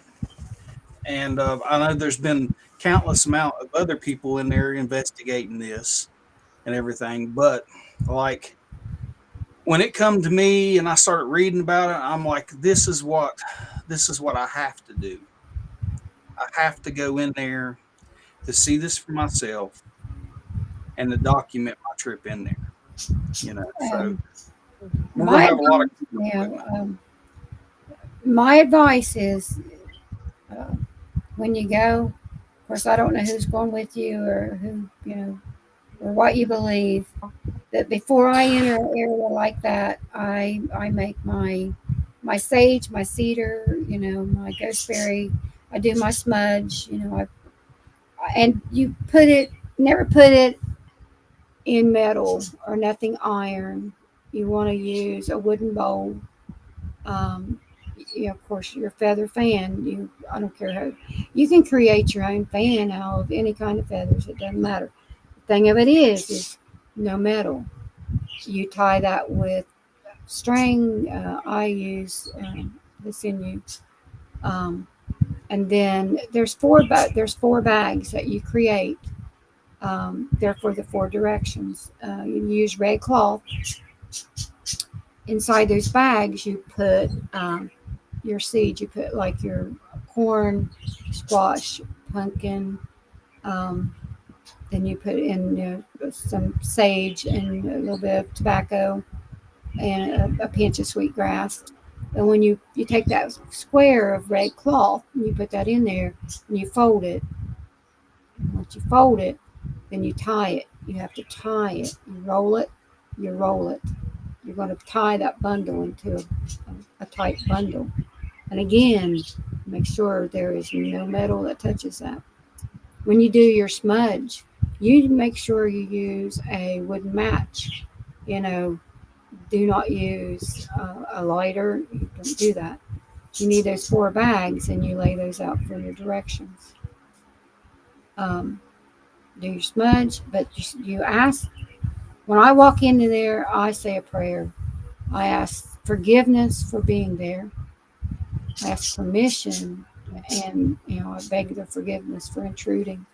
I ask their permission and then ask for their protection. I put down my gifts. I do my smudge. And my very last thing is I carry a bag of, it's just plain cornmeal. That's all it is. It's a gift to Mother Earth because, when you're smudging, of course, a lot of people use the pipe, for the smoke to the Father and Mother Earth, Father, and your directions. You do that. It's just a sign of respect. And if you're respectful, you get a whole lot better results than, it's just the way you do it. So whatever's there might take a little pity on you, and the spirits of the ancestors are there, the guardians. And there's an old, I'll just tell you part of it. It's an old, I'll call it a poem. It's from out of the darkness and into the light. Three shall come to carry the light. No other will do, to this you must be true, for none of the blood will ever get through. So it's like, go to the stone and enter in, be not prepared, never be seen again. So it's old stuff, but it's all in the way you do it. It's in your respect. And like I said, So to quote you on that, you said 3 shall come to carry the light. 3 shall come. It's always 3. It's like me when I go out. I have my 2 cousins, which they just recently started. I have been the one that has been, my dad passed away. I'm alone. And over the last few months, the other 2 girls, which they're not like me. They've been raised in the country, but they've not been raised in the old ways the way I have. So and they're old, they're like me. Yeah, well, one's older than I am. So they're learning as they go. But the thing about them is they have different abilities. No one person, each person has their own ability, their own gift. The one thing that you do that adds to the group, that makes that group strong when you put it together. Then you got one person fighting, you're easy to knock down. But 2 in there, it's a little harder. You get that 3rd, and you make a wall. So that's your strength. Each one has a different ability. Mine is I'm the warrior, but I also, I do the ceremony. I have one. She's my drummer, and she chants, she sings. The 3rd girl is entirely different. So it's all in how you do it, and if you're going to go, it's unpredictable. I'm not a naysayer, or everybody to their own. Everybody has their own religion. Everybody has their own. I believe in God. Like I said, the Creator, my Creator created everything. And yes, I believe in God, the Creator. My Creator created the heaven, the earth, and everything in it. And everything is sacred to me. My woods are sacred. Mm-hmm. So, the one woman, she follows the way that, we kind of argue about this because she's like, the man is the head of the household, and he's supposed to tell you what to do. It's like, no, that's not true. You're a couple. You're a pair. You work together. In the old days, the man was the one that always went to work, and they paid. That's not really the same anymore. Everybody works now. But I'm not saying that he's not, you're equal. I'll only accept equal. I won't accept anybody being better than me in any way. I'm no better than anybody else. Never would I ever say that. Everybody has their own way and their own ability. If you stand together, you're going to be strong. We have another question in the chat here too. It says, this is to you, Donna. It says, Mhm. what would she say to newcomers to this journey to the old ways? It's very hard. The lessons are tough. You suffer a lot. And then you got to make up your mind. This is what you want to do, because if your heart is not pure and this is not what you want to do, you won't make it, because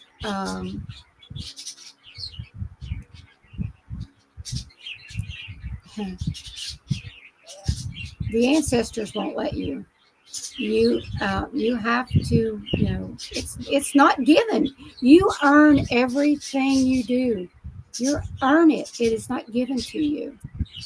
You have to earn that. And if you say, oh, that's too hard, I don't want to give that up. I don't want to do that. I don't want to lose that sleep. I don't want to get dirty. I don't, I can shortcut here. I don't have to make that bundle exactly like that. I can leave this out, or no. And when you got the elders are telling you something, may not be what you want to hear. You might not want to do that. Believe me, I know that. But you have to. So if you do not want to put yourself in there 100% and sacrifice and give up, mostly a whole lot of your way of life, then there's no use in starting the journey, because you won't finish it. Am I being too harsh? No, not at all. I was just thinking when you spoke about the three. Trish, does that sound familiar? Yeah, Tracy was talking about the 3 traumas that I had been through the other day. And she said the number 3 was a very important number in my life. And it's a very important number to like everybody, but significantly like to me because of the traumas and just everything that I've experienced and all that. And when she said 3, that's what immediately popped in my head. Was the other night talking to Tracy about what happened in that cemetery and just my life, everything that's happened to me, that she absolutely just blew my mind. It was a very emotional uh, podcast for me that night. I'm sure everybody saw. But when she said the number, when Donna said 3, that's exactly what popped in my head. Yeah. When Donna said three here, yeah, it's what popped in my head too. And Mm-hmm. so well, Donna, I appreciate having you on. I'd like to get you back as soon as possible, and we can go over this some more. I've got a few other people lined up here within the next couple of weeks, but I mean, I invite you to come back anytime. Yeah, just Anytime you, anytime you just want to come and hang out, it's just fine. I mean, if you want to listen to someone else's story and everything, that's just fine too. We have a show every Saturday night. So if you're bored, you don't have anything to do, shoot me a message. I'll get you on. all right. That's for sure. I ask opinions of everybody, and I ask that opinion because I don't know everything, and I like other people's opinions. Yeah. They give me insight that I don't have, and that helps me learn too. So I have something for the 30th, and then next month I'm going to over to the Red River Gorge for just like a day trip.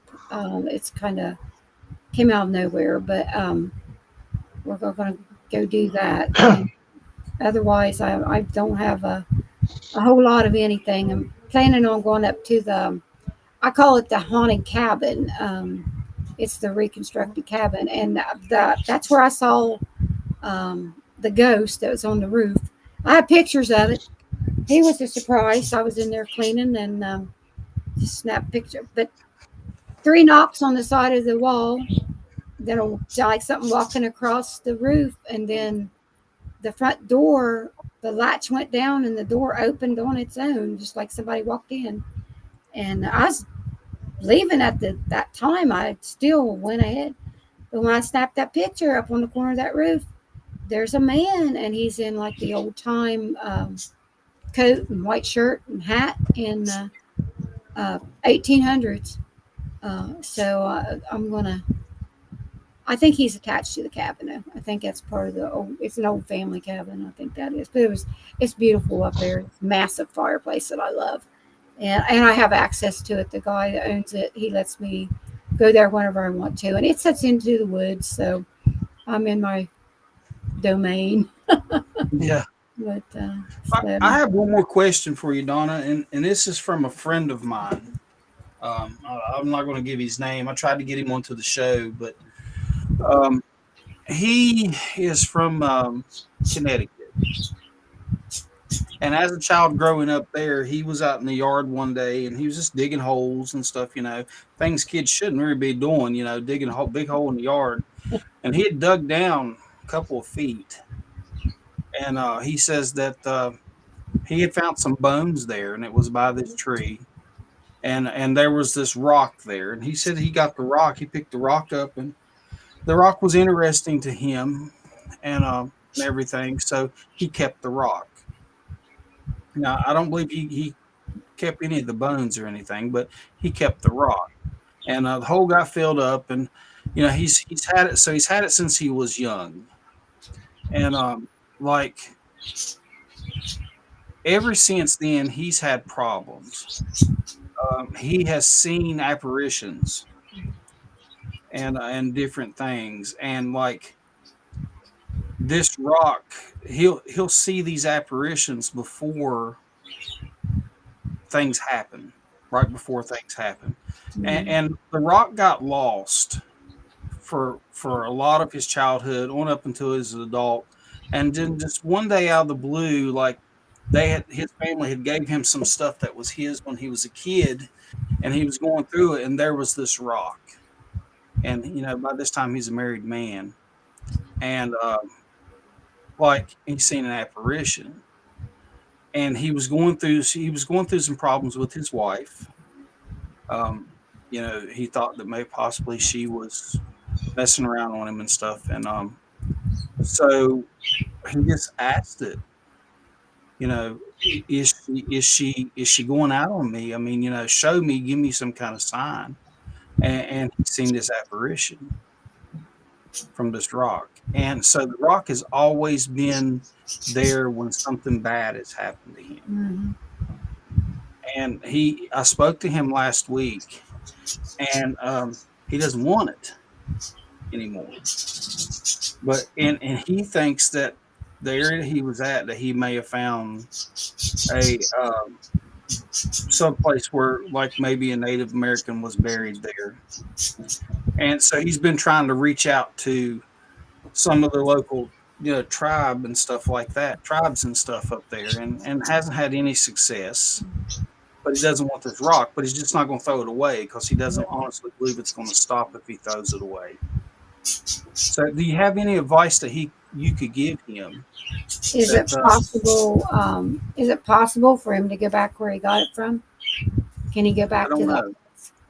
If he can go back to that spot, because probably what he did is he disturbed a burial and the guardian, and it's there because the stones. Like us, we have a ceremony, and it looks like a stone egg. It's like a round rock, and it looks like an egg, just like a chicken egg. Anybody that raises a chicken, you know how you sex a chicken egg, the long egg, this long top, that's a rooster. It's flat, that's your hens, that's your bullets. Well, these stone eggs are made, and for them, Shawnee believe in reincarnation, so the souls are captured. We take them to I still have the altar site. Take that there, you do the ceremony, that's to release the soul to heaven to come back. So if he, I don't know what the rock looks like. If it I looks don't like a chicken egg, if it looks like a chicken egg, he has a burial stone, and there's a soul attached. By disturbing it, it means that this person hasn't been able to come back. So it's going to haunt him. It's going to, um, so if he can take it back to where he took it from, smudge it, ask for forgiveness, return it to the earth from which it came, because the earth reclaims its own, as everybody knows. Then it will set it free. He told me that for some reason or another he had took this rock to work with him at his job, and I think it was to show it to somebody or to do something. But he said he had it on his desk. He came in there one day. He just left it there at work. He didn't feel comfortable having it at home anymore, and he said he left it there at work. And he says he had he come in one day and he had seen when he come into his office, he had seen this apparition again. And he says, and he went over and he sat down to his desk and he looked at the rock. He says, he says, give me some kind of sign. Is something bad going to happen today? Am I going to lose my job or what's going on? He says, and then this all of a sudden, something knocked on the wall right behind him. And that was the wall that was adjacent to his boss. And his boss came in and let him go.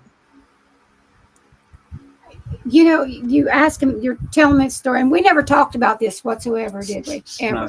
No, never. I'm going to show you what I got up and went and got when I said, give me a minute. I want to show you something. Can you see this? Yes. This is an altar stone. You see this part right here? Uh-huh. This is where the egg stone goes. Wow. You see this? There's a whole series that goes with this. But you see this trail? This is where the water goes that releases. Now you see what that is? Uh-huh. It's just Wow. Here's the bottom. You see it, right? Yeah. It's just strange that you would ask me about something that basically will go in the top of this. Mm. Yeah, that's really strange, and I'm definitely going to get on the phone with him tomorrow. Here, let me blow your window back up here again. Yeah, it chills. Looks like a foot, doesn't it? It sure does. Now what's it look like? It looks like a femur bone. Yeah, looks like a socket. It goes in your hip. This is all stone. This is a rock. This is stone. So Wow. it serves two purposes. One is it's a war club. Yeah. What happens? Yeah, I've seen those But before. this is a ceremonial piece that goes with the altar. So It is crazy that I would just happen to ask you about that because, and the funny thing about it is, Donna, when you got up and left, I took your camera off screen, and I didn't bring you back on the screen until I seen your head when you sat down in the thing. So I didn't have any idea what you picked up. Yeah. I wouldn't have known what it was anyways. So yeah, it's a little wild, isn't it, Rob? Yeah, it is. For some reason, when we were talking, I just don't ask me why, but something said, I needed to get it. It sets. I have a fireplace. It sets there. The rest of once I lay this altar out, it's probably about 10 by 10 feet. That's how big it is because it runs in a trail and the stone eggs. But ask him if that stone it'll be like a round, round stone. Is it a round stone? Because it could be a Would it be child. okay if he took a picture of it? Do you think? Sure. I mean, at this point, it's been handled and moved. So if um, it can be a child, will be smaller, of course. Uh, the shape of it shows whether it's male or female. Um, Well, I told him this. I said, if you can get an address to take it to someone up there in one of the tribes, and I think it was a Mohegan tribe up there. I said, if you can get an address to take it to someone, either a medicine man, a tribal elder, anyone. I said, and you don't want to go alone. I said, I can't physically be there. I said, but I will talk to you on the phone the whole trip, and I'll stay there with you, while you give this back. And I said, you need to give it back to them and apologize for taking it. it, And he said, you didn't know, you were a child and you didn't know what you had took. But when he told me, he was almost in tears, and he's really bothered by this, but he can't get rid of it. And he feels led not to just throw it away. oh no, that wouldn't be good. I'll tell you what happened. Well, like I said, with the marker stones for the watchers. Now, once those are set, Dad's rules was you never touch them. You can never move them. You don't disturb them whatsoever. When my dad got sick and I moved him from the farm, I have a younger sister, and she knew those rules. She knew that. And she showed up at my house with 2 of those stones. They're about this big. And again, they're an egg stone, which Dad promptly blew a gasket. And I had to buy them from her to get them, but I got them. And I told Dad, I was like, I'll take them back. I'll take them back. He was old. He was sick. I would have clung to the moon if that made my dad happy. I'd crawl through the dirt. I'd do anything on this earth for my dad. He said, you can't take them back. You can't put them back. And I'd taken them out on I have a screened-in porch. And my son, I had gotten divorced and moved back home. His bedroom was back there. Well, I set these 2 stones out on that shelf there. And my son, like I said, he slept there. He's like, Mom, I don't know what's going on. He's like, I'm having these horrible dreams. He's like, man, they're trying to kill me. I was like, what? And he's like, well, I was kind of embarrassed and tell my mom. He said, I'm having good dreams. I was dreaming about pretty women and, all this stuff. And he said, then all of a sudden, he said, I'm being attacked. He said, they're trying to kill me. And he said, it was like warriors came and they're got knives. They're trying to kill me. And so I asked Dad, and he said that you have to separate them. You can't put those 2 rocks together. Well, I had a neighbor that would come and spend the night with me. Her husband worked overnight, and which I don't care to stay by myself, but she comes, and we were in the kitchen. And I had the screen, you went out through the screen door on that screened-in porch. We was in the kitchen. All of a sudden, 2 balls of blue fire shot through that door, through my kitchen and out the front door, and it went straight down in the ground beside my dad's front door. And then he's hollering at us. Well, you can imagine this is a very big surprise. And because she's like, you see it? I said, yeah, I seen it. And he told me, so I told you to separate them. He said they can't, they can't be together like that. You have to, they're like battling. So I did. I still have them. I did what he told me to do. I still have them. I couldn't take them back where they came from, but I did what he told me to do, and they're taken care of. So don't ever think that it's just an old rock, because those stones are there for a reason, and especially with Native Americans, very significant things. They have power. I don't do witchcraft. I don't do anything bad. I don't. And is there brouhaha? Yeah, they sure are. That's the black.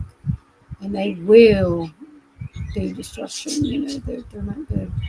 So if he can, the best thing would be if he could take it back to where the site that he got it from. If he can't take it back to the site he got it from, then he needs to find a shaman and have them, or a seeker, the old lady, the old woman, and try to cleanse them.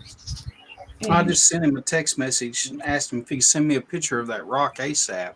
I don't know. He may even be watching. If you're watching, send me a picture of that rock so I can give it to Donna so she can identify if it is what she says it is.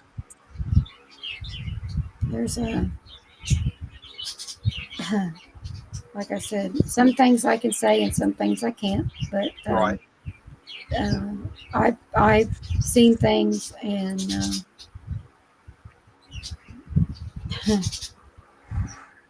Donna, your birds get louder when you talk about that. yeah. The computer went completely off the other night when I started talking about the one thing, and I'm like, it took me a while to get it to come back up. Like, there was no reason for it to, it just. Yeah, when we were talking about the hair. Yeah. So if they got a way of shutting me up, that's just I'm used to it. Yeah, I was going to talk to Tracy about those stones, and then I decided no, I'm gonna ask Donna about it the next time I have her, either on my show or I'm on another show with her. I'm going to ask her about it. So hopefully he gets back to me. I'll definitely, if he does send me a picture, I'll send it to you on Facebook. I'll tell you something stupid I did, and my dad told me how dumb I was. The owls are kind of like a sacred thing, but also above my door there's an arrow above my door that has owl feathers on it. It keeps the bad from getting in. Well, years ago I had a friend that was an attorney. I loved him dearly, but he was a goofball. He was a good guy. And at my back door there was a little white snow owl. It was dead, laying at my back door. Now, I've been taught better. I knew better. That's a sacred thing, and you have a certain way. And he was there, and he's like, hey, give me some of them feathers. And not even thinking what I was doing. I didn't think about it. Dumb. I broke the wing off, and I handed it to him. Well, then Dad, I had the other, and he's like, where's the wings? I said, I gave them to Doug. He's like, you broke those, didn't you? And I was like, yeah. He said, you shouldn't have did that. About a week later, this is the God's truth, I got out of the car. My daughter was going to buy a car, and I got out of the car, walked along the edge of the road, twisted my ankle, and broke my ankle. Oh, Dad said, there you go. That's what you get for not listening. So he said, get those back. You're going to have to take care of them right. So I asked Doug, I was like, where's he's like, oh, I put them up in the barn. I said, would you please go get them? And he's like, yeah. So I had to do penance. But I got a broken ankle. And that is God's truth. I did. I mean, coincidence? Maybe. I don't know. But that's what happened. So I've learned to listen. yeah. Mm. Well, we've been going at it now for about 2 hours. I know it doesn't seem that long, but It's just like sitting around the dinner table talking. it is. It's good. It's good fellowship between people. Like-minded individuals, and you don't get this that often. But Donna, it was a pleasure having you here tonight. And like I said, the invite extends anytime you want to come on. Any Saturday, you don't have anything to do, you just want to come out and hang out, that's just fine with me. I'm sure it's fine with the rest of them too. And especially Rob. Rob loves listening to you. Yeah. Oh yeah, I could sit here and listen to her for hours on end. The story, Grandma, it's not even funny. Granny used to tell me stories when I was a kid, and a lot of it back in, most youngins, you know, sometimes their grandma and grandpa's their hero, and sometimes they look at their grandma and grandpa and go, "Really, you're pulling my leg?" There's a few things, I was kind of like, "Yeah, Granny, you're pulling my leg," and some aspects she was, just to see what kind of rise she could get out of me. But for the most part, I followed my grandma around like a puppy dog. I did. I, My grandma raised me. My mom was around, but and my dad was a major part of my life, and my grandma, she was always there. Uh, in my lifetime, I don't remember my mom ever combing my hair, but my grandma always took care of me. Like I said, mom was always there, but my grandma was the one that raised us. And with me, I kind of inherited that part. I have 4 children of my own. Of course, I lost my youngest son and husband at the same time. But I raised three of my one sister's kids, 3 sons. And then my other sister, I adopted her daughter, her youngest daughter. I raised my great niece. I had a multitude of mostly boys because, like I said, I was kind of a wild child, so I grew up. I raced cars, I drag raced. I rebuilt my own cars, and my husband. I had a wonderful husband who loved kids, and I would come home to 15 boys in my yard, working on the car and hanging out, and I was right in. I loved it, and to this day, I still, they're older now, and I'll feel somebody walk up behind me. Arm will go around me and say, "Hi, Mom." I was like, "That's one of my boys." But so um, it's kind of like our thing. My grandma was just, and my uncle, my dad's brother. I'm a dowser, and I remember my first time I got to dowse. I was like probably about 9, and they was wanting to. We weren't dowsing for water. We were dowsing lines. We called to go. There was a something going on, and they had to have that third person. And I might have been a little girl, but I was that third person of the blood that they needed. And my dad fought tooth and nail. No, no, no, no, no. My uncle. I snuck up through the woods, got in behind a tree, and I was listening to him talking. I was like, again, cuckleburs in the hair and bib overalls, and I had boxes. I'd taken them off, and my uncle Andy, he was going, now and trying to talk Dad into it, and Dad's just plain, no, she's a little girl, not going to do that, not going to put, it's too dangerous for her. They said, she is who we need. She's the one. So finally he agreed, and I got to do it. And I got those peach limbs for the first time. Those peach limbs was over 200 years old. That's handed down. And every time those they turn so hard, they'll cut your hand. And every time that cut one of us, that blood went into that wood. So we mixed that blood. That's in part of the dowsing part, and that's how important they were. And I wrote that story. I did. I was so proud. I was so happy. Oh my gosh! I was standing there like holding my breath, about to die, when he finally said yes, and it was like the biggest honor in the world. That was. I still think about it, and we grew up poor. We raised on a farm. We raised our own food and wasn't rich by any chance. But that was the best. That's childhood I'd never give up. And sitting in that old rocking chair, kerosene lamp. My grandma would tell me stories. Better than any TV show you ever find. That was just. Oh yeah. I know what you mean about the the cutting into your hand. I've stood and watched my daddy. Well, my grandma, she was 3/4 Cherokee, and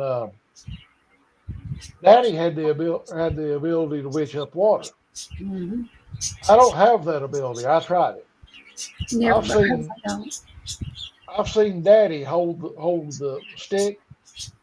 I've seen it wring the bark off in his hand. Yep, they come around and they're so strong, pull you right to the ground. I mean, I go to the ground, and it's just like a force. I use the rods now. I use the copper rods because when my house burnt, after all those years, I was in that red bag. Could not come out of that red bag.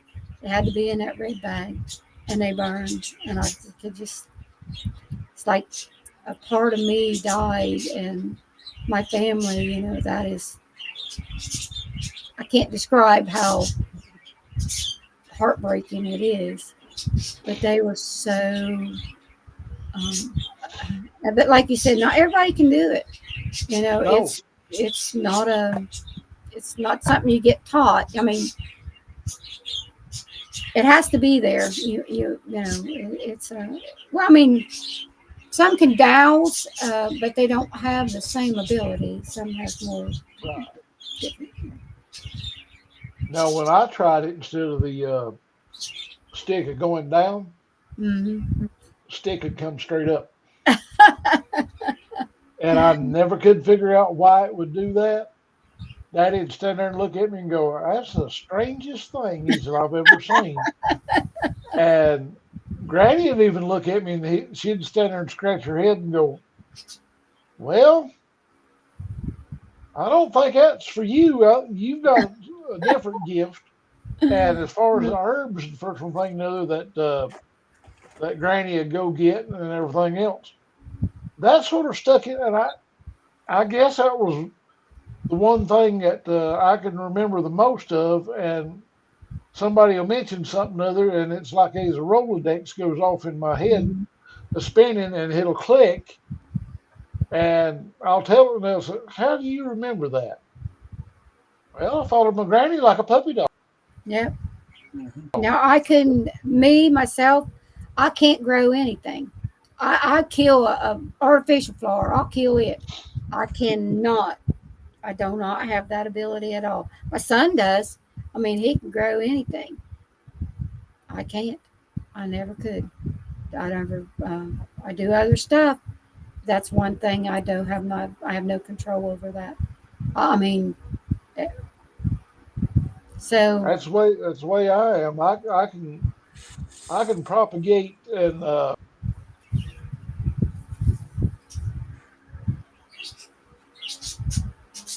Oh, they froze up on us. yep. I wonder if one of those rods were going up, if that was saying it was going to rain, maybe. Maybe you should. I've seen that. if she stuck, if she stuck a plastic flower in the ground, the next day it'd be just looked like it'd been in the sun for 2 or 3 weeks at 95 degrees. And Yep, that's me. my granny, she was a firm believer in the signs, like the signs that you get Oh, in yeah. Farmer's Almanac. Yep. I've sat right there and watched my grandma. Everybody else in the community, whether it be corn, beans, potatoes, whatever, a real good sunny day. I mean, weather perfect.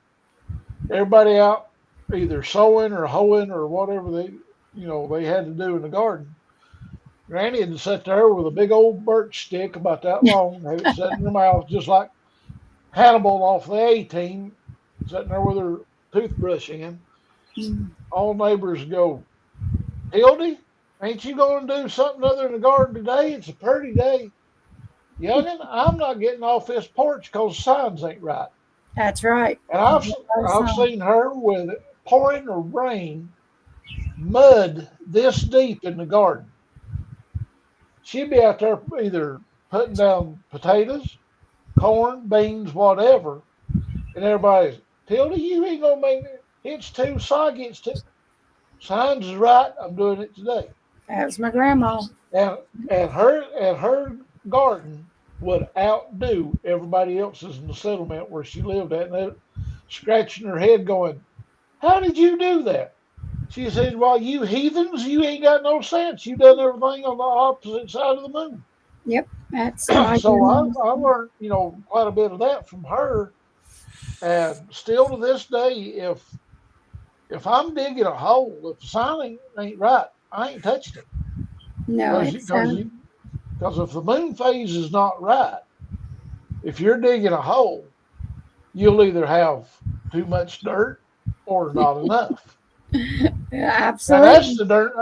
that's the darndest thing that I've ever seen in my life. I mean, I've done it for meanness, just to humor and amuse myself. And I'm like, well, I know good and well I didn't do anything. Why do I not have half this dirt left? And it's just, and fishing is the same way. Oh, yep.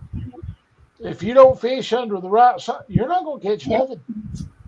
Yep. My brother the other day, he likes to fish. Well, I hadn't fished for a long time, and he said, I want a mess of catfish. Well, I didn't pay no attention. He asked me to he was asking some special stuff to make it in, and I got it. So I'm going to go get my fish now. He literally took one of those little kid poles, gathered up some, flipped the board over, got some worms. That man was not going 20 minutes. He come back with 2 catfish that long, right in the little creek.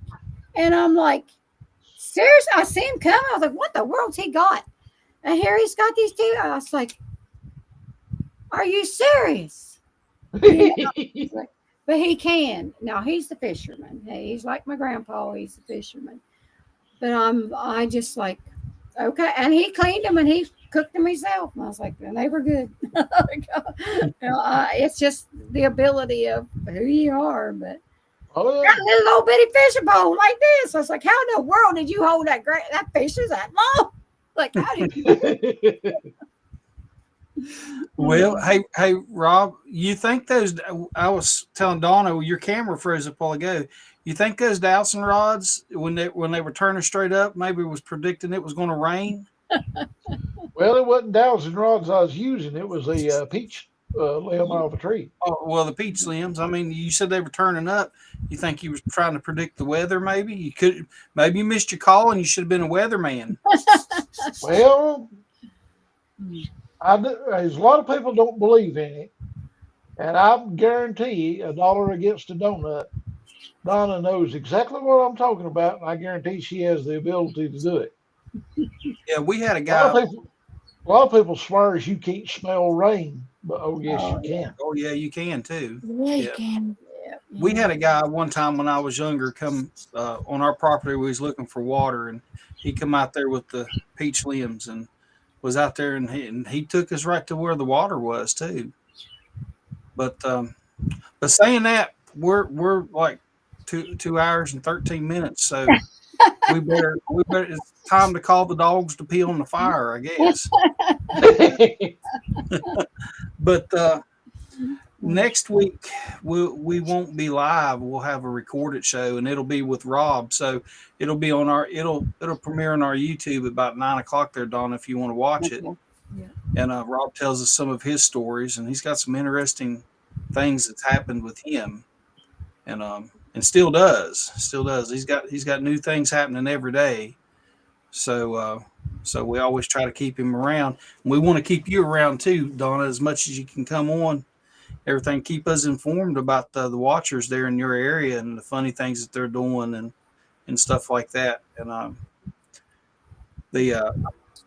just wish you quit throwing rocks at the daggone house. Yeah.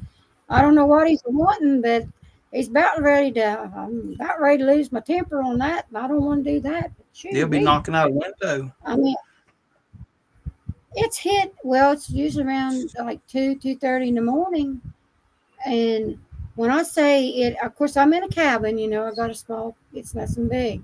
I'm a very modest cabin, and I sat on the creek bank. The creek behind me. But I'm telling you, when it hits, well, it hit last night, and my grandson, which he's a grown man, it scared the bejeeminies out of him. He come into the bed, woke me up, and he said it something just hit, and he said the whole house shook. Oh, that was But Addie, I know, I don't know. She's Addie's a little bit autistic, so dealing with her and teaching her is a little harder than when Dad taught me. And so it does concern me, because it seems like she's it comes to where she's at now. Her house, her mom doesn't like windows, so she has very, very few windows. We bought the big Amish high barns, so we had controlled where the windows was, and she don't like windows. She don't have a lot of windows, and where Addie's at is in the center of the house, so there's nothing where he can see in. I don't know if it's mad because it wants to see her, and so it's making a ruckus to get me to come outside, or whether there's no other ones with it, though.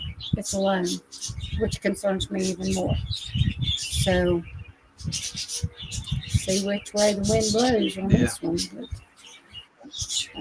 I don't know.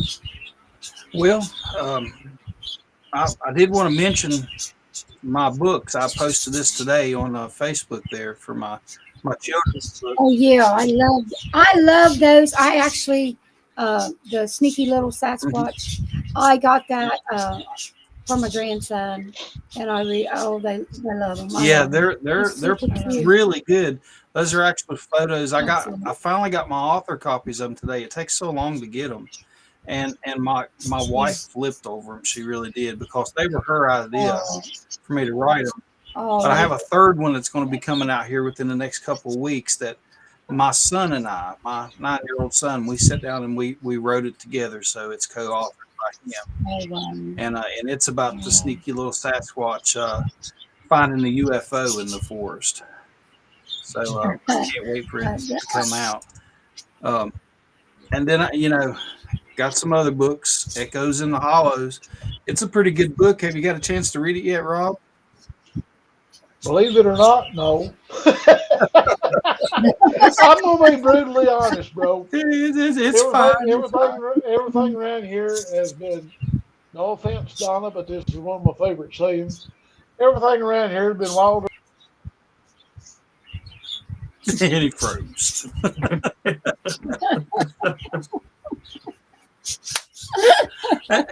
and then you can find my action figures on Amazon. Like I said, they're only $200, but if you want to get you one, that's up to you. I love the song you said. That was the best. Oh my God, that was the best. Yeah. I totally love it. Yeah, I hadn't played it. I hadn't played it online yet. I sent it to I think I sent it to Trisha. I sent it to Rob too, because Rob is a goat farmer. He likes to raise goats. And so I wrote the song. I got the song just for him, and it's called Bigfoot Kiss My Goat. Oh, I loved it. I totally loved it.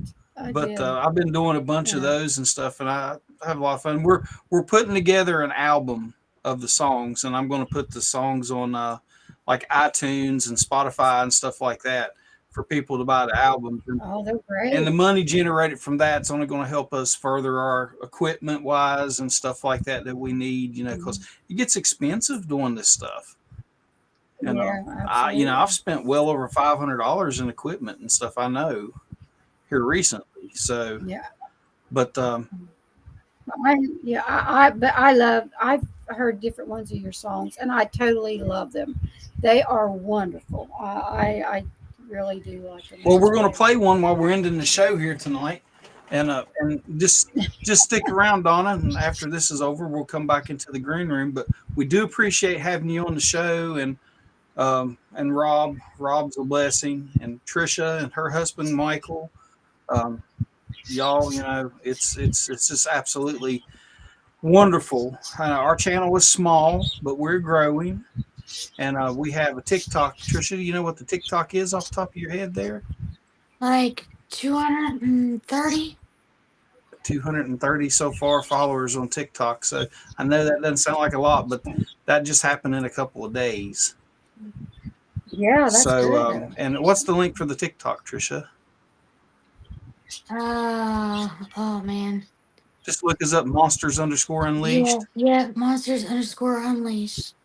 And it's the same on the YouTube. It's youtube.com/@Monsters_Unleashed.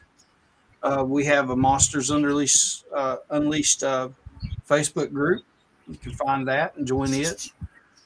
And if you want to contact us for the show or anything, you have any reports, any sightings, you can contact us at monsters.unleashed25@gmail.com.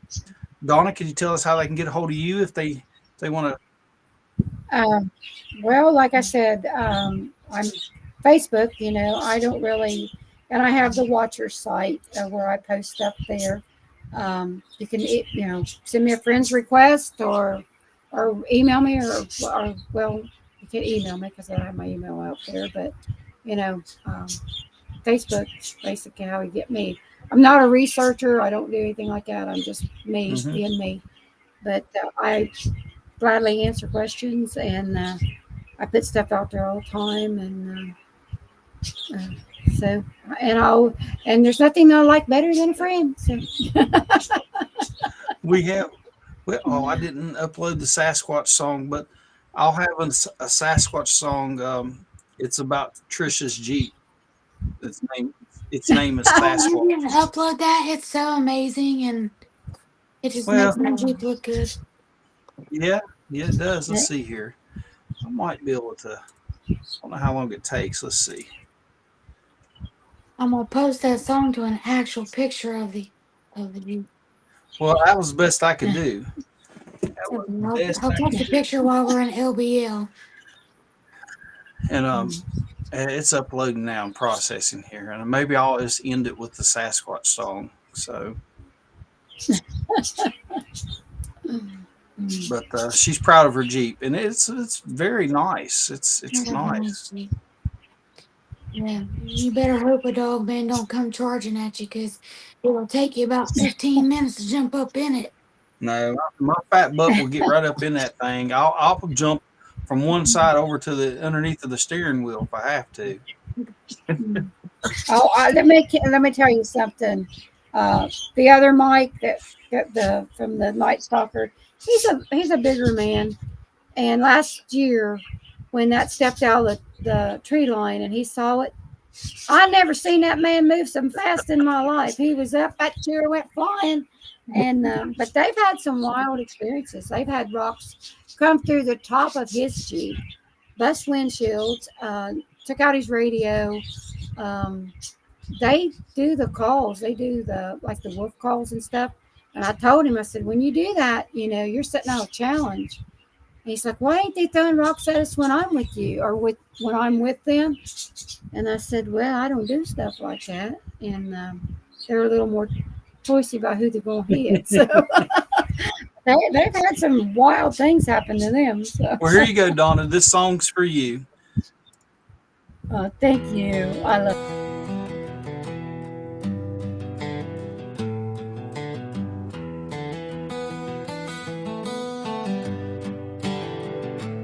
Out where the pines scratch the sky and gravel tells no lies, there's a shadow grinning me where the roads give up and the wild begins.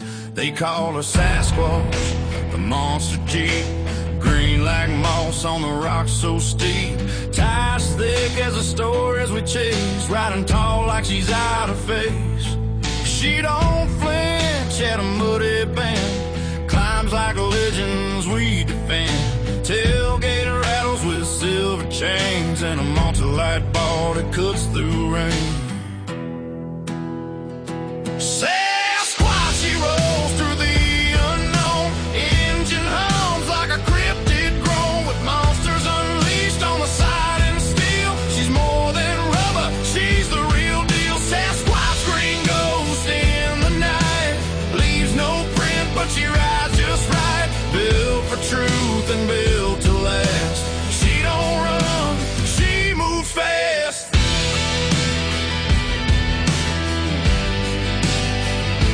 We chased a dog man, muth man too. She took the hit when the axle blew, up Devil's Ridge and down Lone Pine with grit in her heart. She's one of a kind, through storms and shadows, through dust and mud. We tread where the spirits of the wild have stood, with a howl in the distance, the owls take flight, and dreams come alive in the cool moonlight. Sasquatch, she rolls through the unknown. Engine hums like a cryptid grown with monsters unleashed on the side in steel. She's more than rubber, she's the real deal. Sasquatch, green ghost in the night, leaves no print but she rides just right. Built for truth and built to last. She don't run, she moves fast.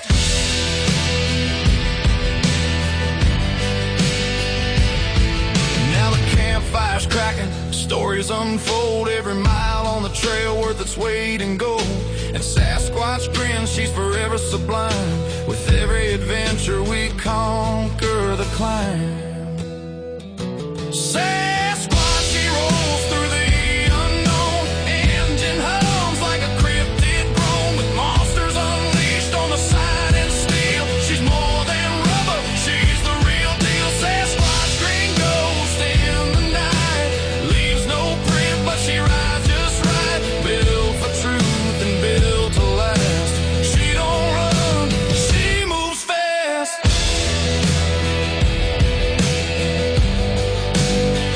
So here's to the wild, the heart and the thrill. With Sasquatch beside me, I'm ready to kill. Every road that we blaze, a testament true. In this monster we ride, it's just me and you.